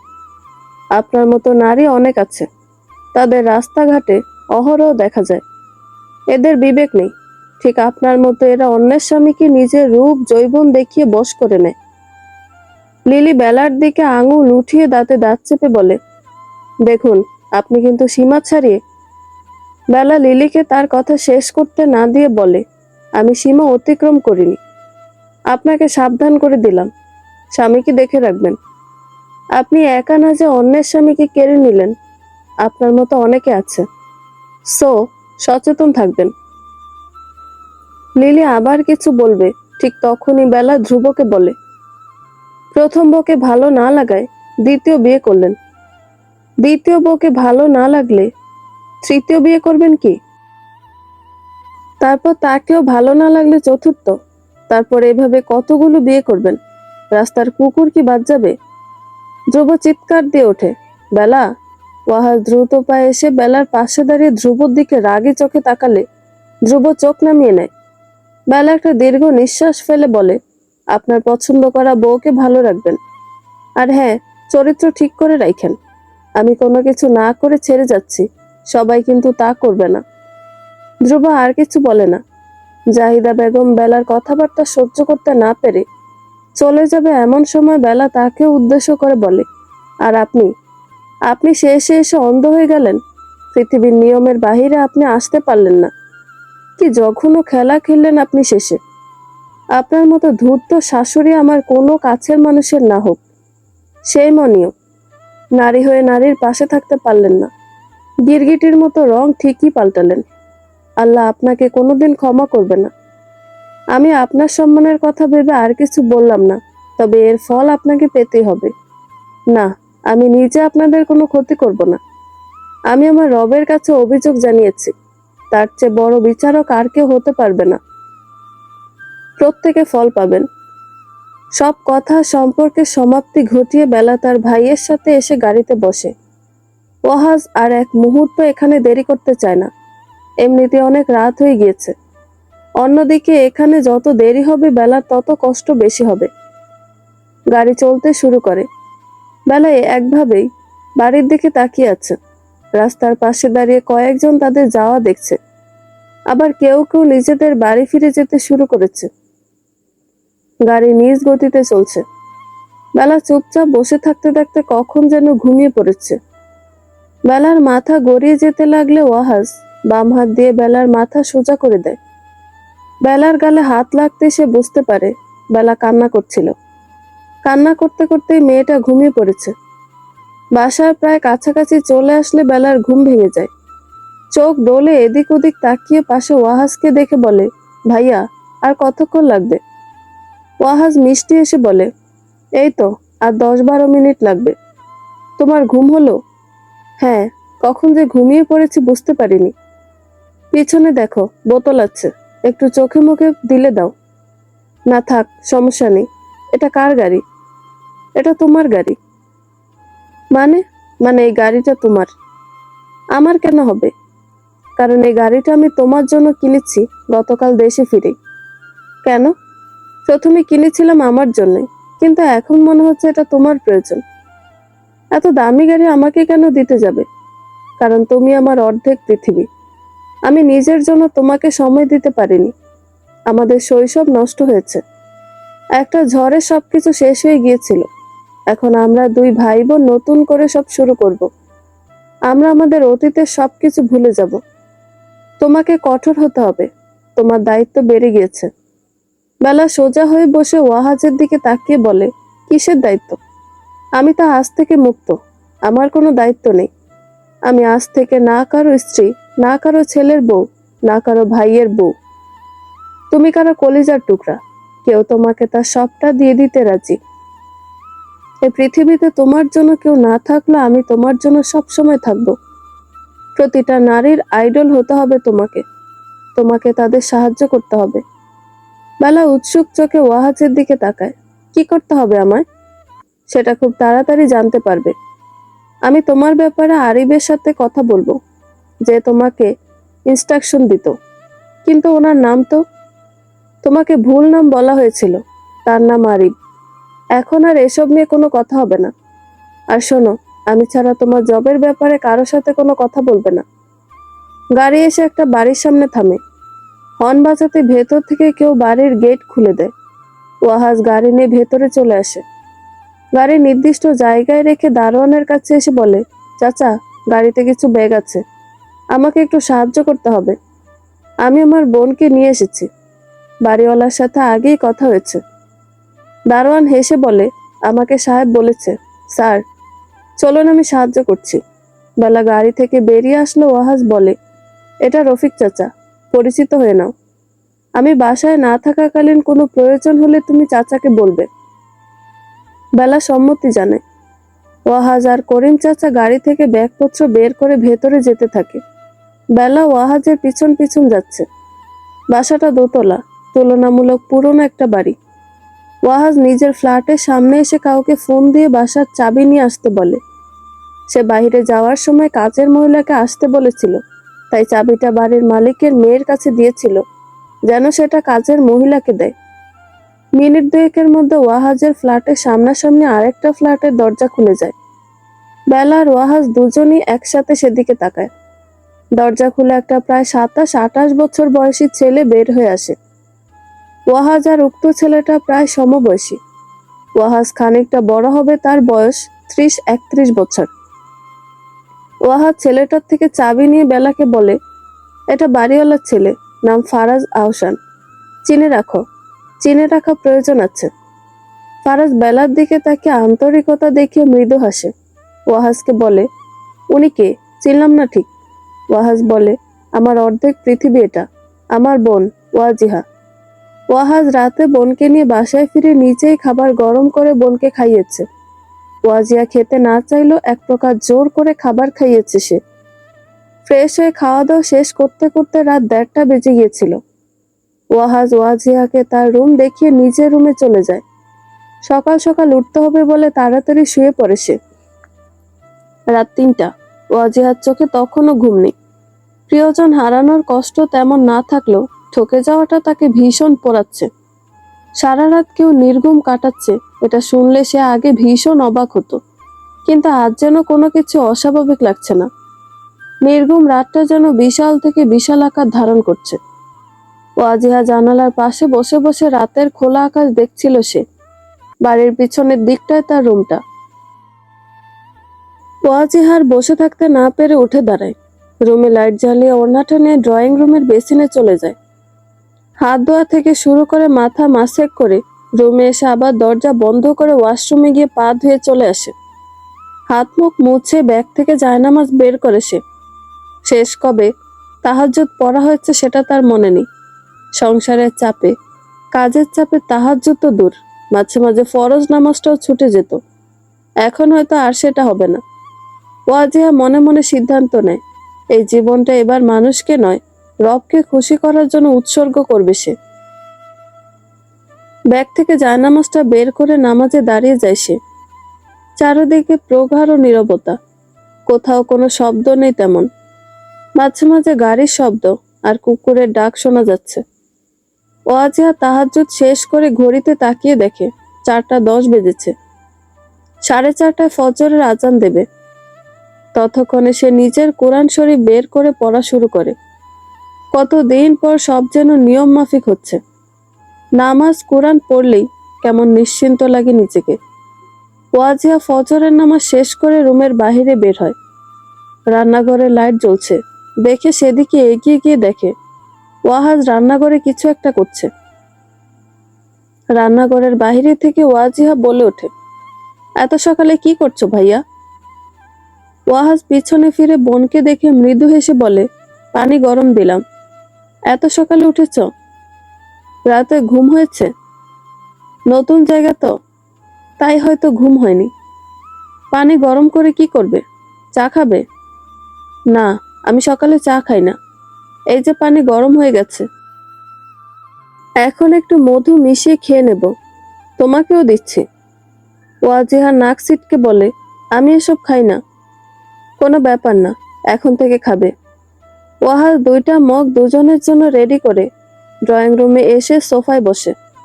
ওয়াজিহাও পাশে এসে বসে একটা মগ ওয়াজিহার দিকে বাড়িয়ে দেয়।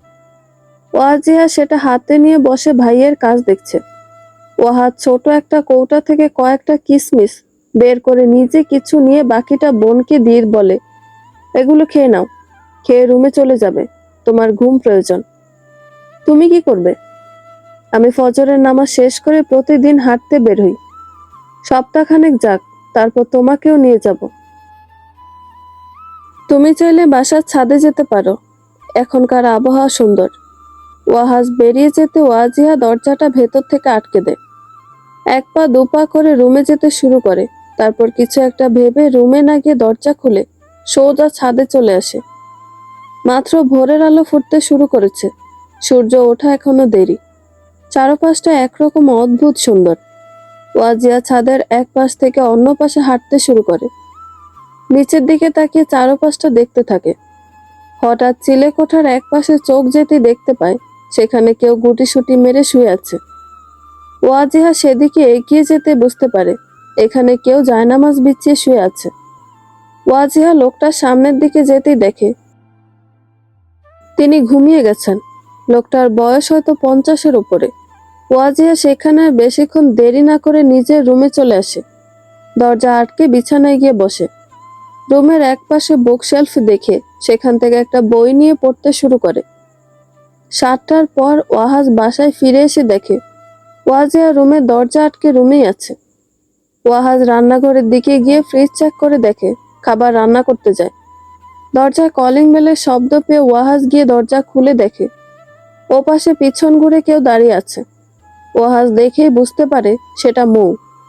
ওয়াহাজ ডেকে বলে, তুমি এখন এখানে কেন এত সকালে?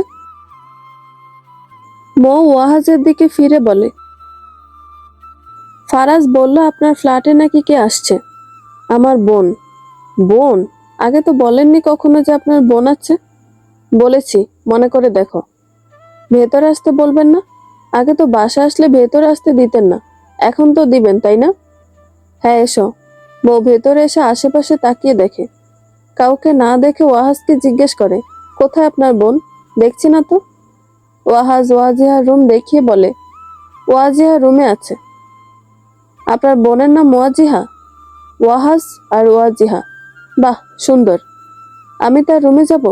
সে আমার বড় নাকি ছোট? তোমার ছোট হবে, ওর বয়স 23 বছর। আচ্ছা, আমি যাব ওর রুমে? হ্যাঁ, যাও।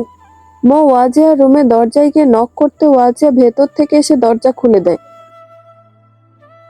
বাহিরে একটা মেয়েকে দেখে পিছনে দাঁড়ানো ভাইয়ের দিকে তাকায়। ওয়াহাজ পিছন থেকে বলে ওঠে, উনি আমাদের বাসাওয়ালা আঙ্কেলের মেয়ে। রাতে যে বেরিয়ে চাবি দিল তার বোন। তোমার সাথে পরিচিত হতে এসেছে। ওয়াজিয়া মৃদু হেসে মৌকে ভেতরে আসতে বলে।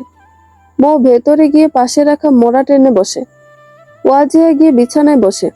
মৌ পরিচিত হতে বলে, আমার নাম মৌ, সামনের ফ্ল্যাটে আমরা থাকি। তুমি চাইলে যখন ইচ্ছা আমার বাসায় আসতে পারো। তুমি আমার ছোট, তাই তুমি করে বললাম। ওয়াজিহা পূর্বের ন্যায় মৃদু হেসে বলে, আমি ওয়াজিহা। তোমার ভাইয়া এখানে বাসা নিয়েছে অনেকদিন, কিন্তু আজ 2 দিন ধরে তিনি একেবারে দেশে আসছে। উনি মাঝে মাঝে কয়েকবার এসেছিল দেশে। গতকাল উনি বের হওয়ার সময় বললেন যে স্পেশাল কাউকে নাকি বাসায় আনতে যাচ্ছেন। আমার প্রথম শুনে খুব মন খারাপ হয়েছিল জানো। আমি ভেবেছিলাম উনি হয়তো বিয়ে করে বাসায় বউ নিয়ে আসবেন। বোনও যে কারো এত স্পেশাল কেউ হতে পারে। যাক, আমি এখন খুশি। আগে কেন খুশি হননি? মৌ ওয়াজিয়াকে ইশারায় কাছে ডেকে কানের কাছে মুখ নিয়ে ফিস ফিস করে বলে, তোমাকে বিশ্বাস করে বলছি। তোমার ভাইয়াকে বলো না প্লিজ। ওয়াজিয়া বুঝতে পারে মৌ কি বলবে, তবুও সে বলে, বলবো না ভাইয়াকে। আমি না তোমার ভাইয়াকে পছন্দ করি, কিন্তু ভয়ে কিছু বলতে পারি না। বললে হয়তো উনি আমাদের বাসা ছেড়ে চলে যাবেন। আমি বলবো, তুমি আমাকে সাহায্য করবে? হ্যাঁ, করতেই পারি। দুজনকে একসাথে করতে পারলে আমার খুব ভালো লাগবে। এখন তো দুনিয়ার মানুষ শুধু দুজন মানুষকে আলাদা করায় ব্যস্ত। ওয়াজিহার মৌ গল্প করছে, এমন সময় ওয়াহাজ 2 কাপ চা নিয়ে রুমে আসে। ওয়াজিহার মৌকে চা দিয়ে আবার বেরিয়ে যায়। ওয়াহাজ বেরিয়ে যেতে আবার কলিং বেলের শব্দ শুনতে পায় ওয়াজিহা। বিছানা ছেড়ে উঠবে তখনই মৌ বলে ওঠে, তুমি বসো, আমি দেখছি। মৌ চায়ের কাপটা রেখে বাহিরে চলে আসে। বাহিরে এসে দেখে ওয়াহাজ নিজের ঘরের দরজা লক করে দিয়েছে। সে হয়তো কাজে বের হবে জন্য রেডি হচ্ছে, তাই মৌ আর তাকে না ডেকে নিজেই গিয়ে ফ্ল্যাটের দরজা খুলে দেয়। মৌ দরজা খুলে বাহিরে কাউকে দাঁড়িয়ে থাকতে দেখে বলে ওঠে, এখানে কি? তুই এখন এখানে কেন? আমার পিছে পিছে নজর রাখতে চলে এসেছিস? ফারাজ ভারী গলায় বলে, আমি তোর ওপর নজর রাখতে আসিনি। আম্মা আমাকে পাঠালো। দুপুরে আমাদের বাসায় ওয়াজ ভাইদের নিমন্ত্রণ। আম্মার একথাই বলতে পাঠালো। আচ্ছা, আমি বলে দেব। বাসায় নতুন মেয়ে আসছে গত রাতে, তার সাথে আড্ডা জমিয়েছিস নাকি? হ্যাঁ, তাতে তোর কি? যা এখান থেকে। শোন, আমি তোর চেয়ে বড়। এরকম করে মানুষের সামনে কথা বলে তোর জিভ আমি ছিঁড়ে ফেলবো, বলে দিলাম। আসছে আমার সম্মানীয় ব্যক্তি। আসসালামু আলাইকুম। ভালো আছেন স্যার? মৌয়ের কথায় কিছু না বলে ফারাজ নিজেদের বাসায় চলে যায়। মৌ দরজা আটকে পিছনে ফিরতেই দেখে ওয়াহাজ দাঁড়িয়ে। ওয়াহাজ এতক্ষণে বাইরে যাওয়ার উদ্দেশ্যে রেডি হয়ে বেরিয়েছে নিজের রুম থেকে। তার রুমের পাশে ফ্ল্যাটের মেইন দরজা। ওয়াহাজ গম্ভীর গলায় জিজ্ঞেস করে, কে এসেছিল? মৌ ওয়াজিহার রুমের দিকে এগুতে এগুতে বলে, ফারাজ এসেছিল, বলল আম্মা পাঠিয়েছিল। ওয়াহাজ ও মৌয়ের সাথে আস্তে আস্তে বলে, কেন? দুপুরে আমাদের ওখানে আপনাদের নিমন্ত্রণ। আপনি কি এখন বের হবেন? হ্যাঁ, আজ থেকে অফিসিয়াল কাজ শুরু হবে আমার। এখনই বের হতে হবে। দুজন একসাথে রুমে প্রবেশ করে। ওয়াজিহা চায়ের কাপ পাশে রাখে। ওয়াহাজকে ফর্মাল ড্রেস আপে দেখে বলে, কোথাও যাচ্ছ ভাইয়া? ওয়াহাজ সামনে চেয়ার টেনে বসে। ওয়াজিহাকে উদ্দেশ্য করে বলে, আমার আজ থেকে অফিসিয়াল কাজ শুরু। 9টা, 9:30 থেকে একদম বিকেল 5টা পর্যন্ত। তোমার একা একা লাগলে তুমি মৌয়ের সাথে গিয়ে থাকতে পারো। ওয়াজিয়া ভাইয়ের কথার পরিপ্রেক্ষিতে বলে ওঠে, আপুকে আমাদের বাসায় একেবারে নিয়ে আসার ব্যবস্থা করলেই তো পারো। আর কতদিন বাসা ফাঁকা থাকবে? ওয়াজ ভ্রু কুঁচকে তাকায় ওয়াজিহার দিকে। বোনের কথাটা ঠিক বোধগম্য হয়নি তার কাছে। ওয়াহাজের মুখের অবস্থা দেখে মৌ বলে ওঠে, ওয়াজিহা, তুমি এখন আমার সাথে আমাদের বাসায় চলো। আম্মা দুপুরে দাওয়াত দিয়েছে। ভাইয়া তো অফিসে যাবে। তোমার বাসায় একা থাকতে হবে। ওয়াহাজ বলে, হ্যাঁ, তুমি চাইলে ওই বাসায় যেতে পারো। ওয়াজিয়া রাজি হয়ে যায়। বাসায় একা, অচেনা পরিবেশে তার দম বন্ধ হয়ে আসবে, কান্না পাবে। তাই সে বলে, আচ্ছা ঠিক আছে। ওয়াহাজ কিছু একটা ভেবে বলে, আচ্ছা, আমি গাড়ি রেখে যাই। বউ, তুমি তো গাড়ি ড্রাইভ করতে পারো। ওয়াজিয়াকে নিয়ে একটু বের হও 10টার পর। ওর জন্য তুমি পছন্দ করে কিছু পোশাক কিনে দাও। ওর নতুন পোশাক প্রয়োজন। প্রয়োজনে একটু পার্লারে নিয়ে যাবে। যা যা প্রয়োজন সেগুলো করাবে। ওয়াজিয়া প্রতিদিন যা করে তার বাহিরে কিছু করলে ওর ভালো লাগবে। আমি টাকা দিয়ে যাচ্ছি। ওয়াহাজ টাকা বের করে ওয়াজিয়াকে দিতে যাবে, তখনই ওয়াজিয়া বলে ওঠে, ভাইয়া, আমার এতগুলো টাকা রয়েছে, তোমার কোনো খরচ করতে হবে না। আমি এত টাকা দিয়ে কি করব? যেটা তোমার সেটা তোমারই, যেটা আমার সেটা তোমারও। 10 বছর বাইরে থেকে এসেছি, পড়াশোনার পাশাপাশি জব করেছি। পড়াশোনা শেষ করে ভালো বেতনে জব করেছি। আমারগুলোই বা আমি শেষ করব কিভাবে? ওয়াজিহা তার ভাইয়ের দিকে তাকিয়ে আছে। মানুষ এত ভালো হয়, এই ভাইটা হয়তো অতীতে সেই সমস্যার জন্য হারিয়ে না গেলে সবকিছু অন্যরকম হতো। তার শরীরে ডিভোর্সি ট্যাগ লাগতো না। দীর্ঘ নিঃশ্বাস ফেলে ওয়াজিহা। ভাইয়ের দেওয়া টাকা হাতে নিয়ে বলে, তাই বলে এত টাকা? ওয়াজ মুচকি এসে বলে, এখানে 30,000 আছে। শহরে জিনিসপত্রের দাম তোমার জানা নেই। মৌকে জিজ্ঞেস করে দেখো, ভালো কিছু জিনিস পোশাক কিনতে গেলে এই টাকাটা খুব কম। মৌ পাশে দাঁড়িয়ে দুই ভাই বোনের কথা শুনছে আর ভাবছে, ওয়াহাজ আর ওয়াজিহা তাদের দুই ভাই বোনের চেয়ে একদম আলাদা। ফারাজের কিছু কাণ্ড মনে পড়তে মুচকি হাসে মৌ। মৌ দুই ভাই বোনকে চুপ করিয়ে বলে ওঠে, টাকাটা রাখো ওয়াজিহা, সব টাকা লেগে যাবে। ওয়াহাজের দিকে তাকিয়ে বলে, আপনার দেরি হয়ে যাচ্ছে না? আমি ওয়াজিহাকে এখনই নিয়ে যাই। আমার সাথে সকালে নাস্তা করে নেবে, তারপর দুজন একসাথে বের হব।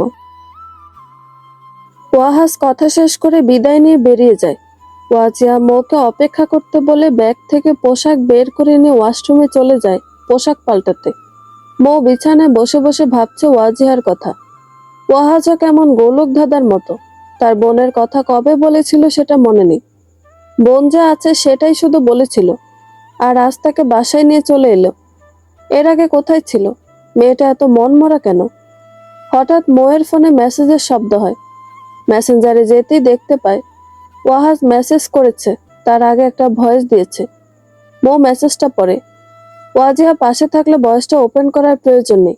মৌ ওয়াশরুমের দিকে তাকিয়ে একবার দেখে ভয়েস মেসেজটা অন করে শুনতে থাকে। 2 মিনিটের অডিও ভয়েস শুনে স্তব্ধ হয়ে যায় মৌ। ফোনটা সাথে সাথে পাশে রাখে। মুখ থেকে বেরিয়ে আসে, এত কিছু সহ্য করছে মেয়েটা? এত মিষ্টি একটা মেয়েকে কোনো পুরুষ এভাবে ঠকাতে পারে? মৌয়ের সারা শরীর যেন কাঁপছে। ওয়াশরুমের দরজায় শব্দ হতে বুক কেঁপে ওঠে তার। ওয়াজিহাকে দেখে স্বাভাবিক হওয়ার চেষ্টা করে সে। ফোনটা হাতে নিয়ে ওয়াজিহার দিকে তাকিয়ে মৃদু হাসে। মৌ ওয়াজিহাকে সাথে নিয়ে দরজার সামনে দাঁড়িয়ে কলিং বেল বাজানোর সাথে সাথে দরজা খুলে যায়। দরজার ওপাশে ফারাজ সাদা শার্ট, কালো ফর্মাল প্যান্ট পরে দাঁড়িয়ে আছে। ফারাজ শার্টের হাতা ফোল্ড করতে করতে বলে, ওই বাসায় থেকে গেলেই পারতি, এখানে আসলি কেন?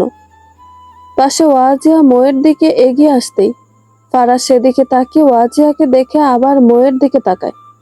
ওয়াজিহা এসেছে জানলে সে এসব কিছুতেই বলতো না। ভেতরে ভেতরে রাগে ফুঁসছে ফারাজ। মুখে মিথ্যে মৃদু হাসি ফুটিয়ে বলে, ভালো আছেন? আসুন ভেতরে আসুন। মৌ ফারাজের অবস্থা দেখে হাসি চেপে রেখে ওয়াজিহাকে নিয়ে ভেতরে চলে যায়। ফারাজ বাড়িতে আর বেশি সময় না থেকে নিজেও তৈরি হয়ে রুম থেকে বের হয়। মাকে বলে বের হবে জন্য রান্নাঘরে গিয়ে দেখে তার মায়ের সাথে ওয়াজিহা আর মৌ দাঁড়িয়ে আছে।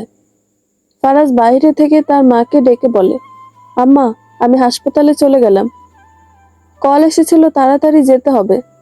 ফাহমিদা বেগম রান্নাঘর থেকে বেরিয়ে এসে বলে, নাস্তা বানিয়েছি, খেয়ে যাবি তো? আমি হাসপাতালে নাস্তা করে নেব, এখন তাড়াতাড়ি যেতে হবে, তোমরা নাস্তা করে নিও। এটা কোনো কথা হলো? আমি সকাল সকাল নাস্তা বানালাম। আম্মা, আমি বের হচ্ছি, এখন কথা বলারও সময় নেই। ফারাজ তাড়াহুড়ো করে বেরিয়ে যায়। ফাহমিদা বেগম রান্নাঘরে ফিরে আসে।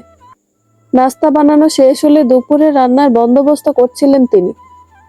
ওয়াজিহা সকালে ছাদে যাওয়ার কথা মনে পড়তে বলে, আন্টি, সকালে আমি ছাদে গিয়েছিলাম। চিলেকোঠার পাশে একজন শুয়েছিল, জায়নামাজ বিছিয়ে। ওয়াজিহা কথা শেষ না করতে মৌ বলে ওঠে, ওটা বাবা, প্রতিদিন ফজরের নামাজ ছাদে গিয়ে পড়ে। ঘন্টাখানেক ওখানে থেকে তারপর বাসায় আসে। তিনজনের মধ্যে টুকটাক কথা চলতে থাকে। মৌ তার মাকে আগেই বলে দিয়েছে ওয়াজিহার অতীত নিয়ে যেন কোনো কথা জিজ্ঞেস না করে। মৌ আরো বলে রেখেছে ওয়াজিহার ব্যাপারে সে পরে সব বলবে। ফাহমিদা বেগম, মৌ, ওয়াজিহার কথাবার্তা চলতে থাকে। ওয়াজিহা অবাক হয়ে মৌয়ের হাসি দেখতে থাকে। মেয়েটা কি সুন্দর করে হাসতে পারে। পরপর 2বার দীর্ঘশ্বাস ফেলা ওয়াজিহা মনে মনে ভাবতে থাকে, ও বাড়িতে কি হচ্ছে এখন? তারা নিশ্চয়ই খুব আনন্দ করছে। আনন্দ করারই তো কথা। সবকিছু তো এখন ঝামেলা মুক্ত। তার বিছানায় নিশ্চয়ই ধ্রুব আর তার স্ত্রী রাত্রি যাপন করেছে। ছুঁয়েছে তাকে ছাড়া অন্য নারীর শরীর। প্রায় 4 মাস কেটে গিয়েছে। ওয়াজিয়া হন্তদন্ত হয়ে ওয়াহাজের ঘরের দরজায় টোকা মারল। কিছুক্ষণের মধ্যে ওয়াহাজ ভেতর থেকে দরজা খুলে দিতেই ওয়াজিয়া ওয়াহাজের কাছে গিয়ে বলল, ভাইয়া, ছবিটা দেখো। ওয়াহাজ ওয়াজিহার হাত থেকে ফোনটা নিয়ে ভালোভাবে ছবিটা দেখল। ওয়াজিহার হাতে ফোনটা ফিরিয়ে দিয়ে বলল, কি হয়েছে, সুইসাইড করেছে? ওয়াজিহা কপাল বিস্তৃত করে বলে, হ্যাঁ, ছাদ থেকে লাফিয়ে আত্মহত্যা করেছে। ওনাকে আমি দেখেছিলাম। ওয়াহাজ বাহিরে আস্তে আস্তে বলে, কোথায় দেখেছ? ফারাজ সাহেবের হাসপাতালের পাশে যে রেস্টুরেন্ট আছে না, ওখানে দেখেছি। আমি আর মো আপু ওখানে গিয়েছিলাম 2 দিন আগে। ওখানে ছেলেটাকে দেখেছিলাম। একবার দেখে মনে আছে? মনে থাকার মতো বিষয় ঘটেছিল ভাইয়া, এজন্য মনে আছে। ওয়াহাজ সোফায় বসতে বসতে বলে, মনে রাখার মতো ঘটনা ঘটেছিল? কি ঘটেছিল? ওয়াজিহা গিয়ে ওয়াহাজের সামনে সিঙ্গেল সোফায় বসে মাথা চুলকে কিছু মনে করার চেষ্টা করে বলে, ছেলেটার নাম বোধহয় জোবান। ওনার সাথে যে মেয়েটা ছিল, ওই মেয়ে হয়তো এই নামে উচ্চারণ করেছিল। সম্পূর্ণ ঘটনা ক্লিয়ার করে বল, একদম প্রথম থেকে বলবে। ওয়াজিয়া কিছু মুহূর্ত চুপ থেকে সব ঘটনা সাজিয়ে নেয়। তারপর নিজের ফোনের গ্যালারিতে গিয়ে কিছুক্ষণ ছবি ভিডিও দেখতে থাকে। এক পর্যায়ে গিয়ে কাঙ্ক্ষিত ভিডিও পেয়ে ওয়াহাজকে দেখিয়ে বলে, এই দেখো, ছেলেটার সাথে এই মেয়ে ছিল। মো আপু বলেছিল একটা ছোট ভিডিও করতে, যেন সে স্টোরিতে দিতে পারে। আমি ভিডিও করার সময় দেখি ছেলেটা কান্না করছে, বারবার চোখ মুছছিল। কেন জানি না ওদের বিশাল আগ্রহ জেগেছিল, কারণ খুব কম পুরুষকে আমি কান্না করতে দেখেছি। কথা শুনে বুঝতে পারি মেয়েটাই ছেলের সাথে প্রতারণা করছিল। ছেলেটা বুঝতে পেরেছিল, তবুও মেয়েটাকে অনুরোধ করছিল সবকিছু ঠিকঠাক করার জন্য। মেয়েটা কিছুতেই মানতে চায়নি। এক পর্যায়ে রেস্টুরেন্ট থেকে বেরিয়ে যায়। ওয়াহাজ বোনের কথা শুনে বলে, তাহলে তুমি বলতে চাইছো যে প্রেমিকার জন্য ছেলেটা সুইসাইড করেছে? হ্যাঁ, আমার সেটাই মনে হচ্ছে। প্রেমিকাকে না পেয়ে ছেলেটা সুইসাইড করেছে? তোমার কি মনে হয় এসবের কোনো শাস্তি আইন দিতে পারবে? ওয়াজিয়া বলে ওঠে, তুমি আছো কেন? এই মেয়ের শাস্তি চাই ভাইয়া। এই ছেলের জায়গায় 4 মাস আগে আমিও ছিলাম। আমি ছেলেটার মতো দুর্বল মনের হলে হয়তো আজ তোমার সামনে আমি বসে থাকতাম না। ওয়াহাজ মৃদু হেসে বলে, আমার কাজ সম্পর্কে তোমার আইডিয়া আছে? আমি কিভাবে তাকে শাস্তি দেব? কিভাবে? ওয়াজিয়া কিছুক্ষণ নীরব থেকে মেঝের দিকে তাকিয়ে বলে ওঠে, ভাইয়া, আমি সবকিছু জানি। কি জানো তুমি? তুমি যে কাজটা করো সেটা সম্পর্কে জানি, তার জন্যই তোমাকে বলছি। ওয়াহাজ এবার শব্দ করে হেসে ওঠে। 2 হাত 2 পাশে ছড়িয়ে সোফা হেলান দিয়ে উপরের দিকে তাকায়। ভাইয়ের এরকম অস্বাভাবিক আচরণ ওয়াজিয়া এক পলকে দেখতে থাকে। ওয়াহাজ এবার স্বাভাবিক হয়ে 2 হাঁটুর ওপর হাত রেখে বলে, তোমাকে 4 মাস ধরে আমি কেন তৈরি করলাম নতুন করে? কেন আমি তোমাকে বেলার বিপরীত বানালাম? কেন আমি তোমাকে সমাজের উপযোগী করলাম? এর পরিবর্তে তুমি আমাকে কি দিলে? তোমার উচিত না আমাকে প্রতিদান স্বরূপ কিছু দেয়া? ওয়াজিয়া বড় উৎকণ্ঠায় জিজ্ঞেস করে, কি করতে বলছো আমায়? আগাছা পরিষ্কার। কি? আগাছা পরিষ্কার করতে হবে? বুঝতে পারছি না। ওয়াহাজ একটা দীর্ঘ নিঃশ্বাস ফেলে বলে, বাদলের মতো আগাছাকে সমাজ থেকে সরিয়ে ফেলতে হবে। সমাজের এই নোংরা মানুষগুলোকে ডাস্টবিনে ছুড়ে ফেলতে হবে। আম্মা যেমন করেছিল। আম্মা শেষ না করা কাজটা আমি করছি, আর সেটা তোমাকেও করতে হবে। আমাদের শৈশব নষ্ট হয়েছে, অন্য বাচ্চাদের শৈশব নষ্ট হওয়ার হাত থেকে আমাদের বাঁচাতে হবে। কিন্তু আম্মা যা করেছিল সেটা একদম ঠিক করেছিল ওয়াজিহা। আম্মার কাজে কোনো প্রশ্ন উঠবে না। যেমন কুকুর ঠিক তেমনই মুগুর। ওয়াহাজ থেমে ওয়াজিহার দিকে তাকায়। ওয়াজিহা তখন মেঝের দিকে তাকিয়ে কিছু একটা ভাবছে। ওয়াহাজ নিজের ফোনটা বের করে ওয়াজিহাকে কিছু স্ক্রিনশট পাঠিয়ে বলে, স্ক্রিনশটগুলো দেখে নিও সময় করে। আশা করছি তোমার জন্য ভালো হবে। আমাদের কাজটা কোনো অন্যায় না। আমাদের কাজটা হলো সমাজ থেকে অন্যায় উপড়ে ফেলা। শুধু আমি নই, এটা সমস্ত দেশ জুড়ে ছড়িয়ে পড়ছে। আইন সম্মুখে যেটা করতে না পারে, আইন অন্ধকারে সেটা করে। আমরা আইনের বাহিরে নই, আমাদের কাজগুলো আইন থেকে আসে। সো এতে তোমার দুশ্চিন্তা করার কিছু নেই। শুধু ভাবো একটু, আর আমাকে হ্যাঁ বা না জানাও। ওয়াহাজ বসা থেকে উঠে দাঁড়ায়, রুমের উদ্দেশ্যে যেতে শুরু করে, আবার থেমে যায়। ফিরে ওয়াজিহার দিকে তাকিয়ে বলে, সমাজ এক কালো মেঘে ঢেকে যাচ্ছে, আর এই সমাজ থেকে মেঘ বিয়োগের কাজে আমরা তোমাকে নিশ্চয়ই পেতে চলেছি। ওয়াজিহা বসে থেকে দাঁড়ায়, ওয়াহাজের দিকে এগিয়ে এসে বলে, ভাইয়া, আমার একটা শর্ত আছে। আমি তোমার কথা রাখবো, কিন্তু তার আগে আমার একটা কথা তোমার রাখতে হবে। ওয়াহাজ বোনের দুই বাহুতে হাত রেখে বলে, এখানে কোনো শর্ত প্রযোজ্য নয়, তুমি কি চাও সেটা বলো। মোয়াপু তোমাকে পছন্দ করে। আমার সাথে যেদিন প্রথম দেখা হয়েছিল সেদিনই আমাকে বলেছিল, তোমার আড়ালে, তোমার সূত্রে আমি তাকে বৌমনি বলে ডাকি। ওয়াহাজ কিছু না বলে চুপচাপ দাঁড়িয়ে থাকে। মৌ যে তাকে পছন্দ করে সেটা ওয়াহাজ নিজেও জানে, কিন্তু সে এসবে প্রশ্রয় দিতে চায় না। সম্পর্ক ভাঙতে দেখতে দেখতে কোনো সম্পর্কে জড়াতেও ভয় লাগে তার। তুমি যে দুনিয়া আছো সেখানে হয়তো শুধু সংসার ভাঙে, কিন্তু তোমার সেই দুনিয়া থেকে বের হয়ে দেখো, সমাজে আরো অনেক সংসার যুগ যুগ ধরে টিকে আছে। আচ্ছা, আমি ফারজানার সাথে কথা বলবো, বলে ওয়াহাজ সেখান থেকে হাঁটা দেয়। পিছন থেকে ওয়াজিয়া বলে ওঠে, ফারজানাকে বলে তো যাও। ওয়াহাজ রুমের দরজা আটকাতে আটকাতে বলে, ফারজানা মৌ। রাত 8টা। রুমে বসে বসে ভালো লাগছিল না জন্য মৌকে মেসেজ দেয় ওয়াজিহা। ও পাশ থেকে সাথে সাথে আসে, ছাদে যাও, আমি আসছি। ওয়াজিহা রুম থেকে বের হয়ে দেখে ওয়াহাজ ড্রয়িং রুমে বসে বসে কারো সাথে ফোনে কথা বলছে। ওয়াজিহা সামনে গিয়ে দাঁড়াতে ওয়াহাজ ফোনটা মিউট করে বলে, কিছু বলবে? ওয়াজিহা ফোনের সাইড বাটন চেপে সময় দেখে কাঁপা কাঁপা গলায় বলে, মৌ আপু ছাদে যেতে বলল, যাব?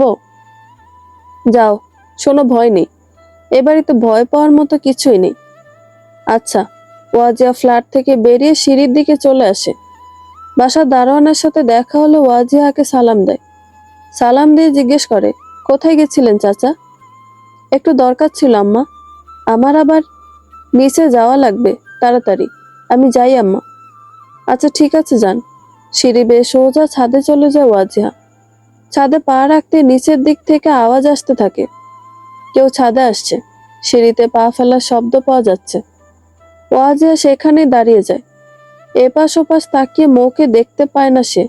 ভাবে মৌ হয়তো আসছে, তাই সে সেখানে দাঁড়িয়ে যায়। সিঁড়ি থেকে শব্দ তখন আসছে। ওয়াজিহা আবার ফোনে সময় দেখে, রাত 8টা 17। এমন সময় ছাদের উত্তর পাশে থেকে মৌয়ের গলা শুনে সেদিকে তাকায় ওয়াজিহা। মৌ ছাদে, তাকে সেখানে যাওয়ার জন্য ডাকছে। ওয়াজিহা মৌয়ের দিকে পা বাড়াবে, ঠিক এমন সময় কেউ ওয়াজিহার পিঠে কিছু একটা ঠেকিয়ে বলে ওঠে, এক পা নড়ার চেষ্টা করবেন না, বাড়াবাড়ি করলেই পস্তাতে হবে। বন্ধুরা, গল্পটি ভালো লেগে থাকলে একটা লাইক করে দিবেন, এবং গল্প সম্পর্কে কোনো মতামত জানানোর থাকলে কমেন্ট করতে পারেন। গল্পের বাকি অংশ শোনার জন্য চ্যানেলটি সাবস্ক্রাইব করে পাশেই থাকবেন। ধন্যবাদ সবাইকে, ভালো থাকবেন।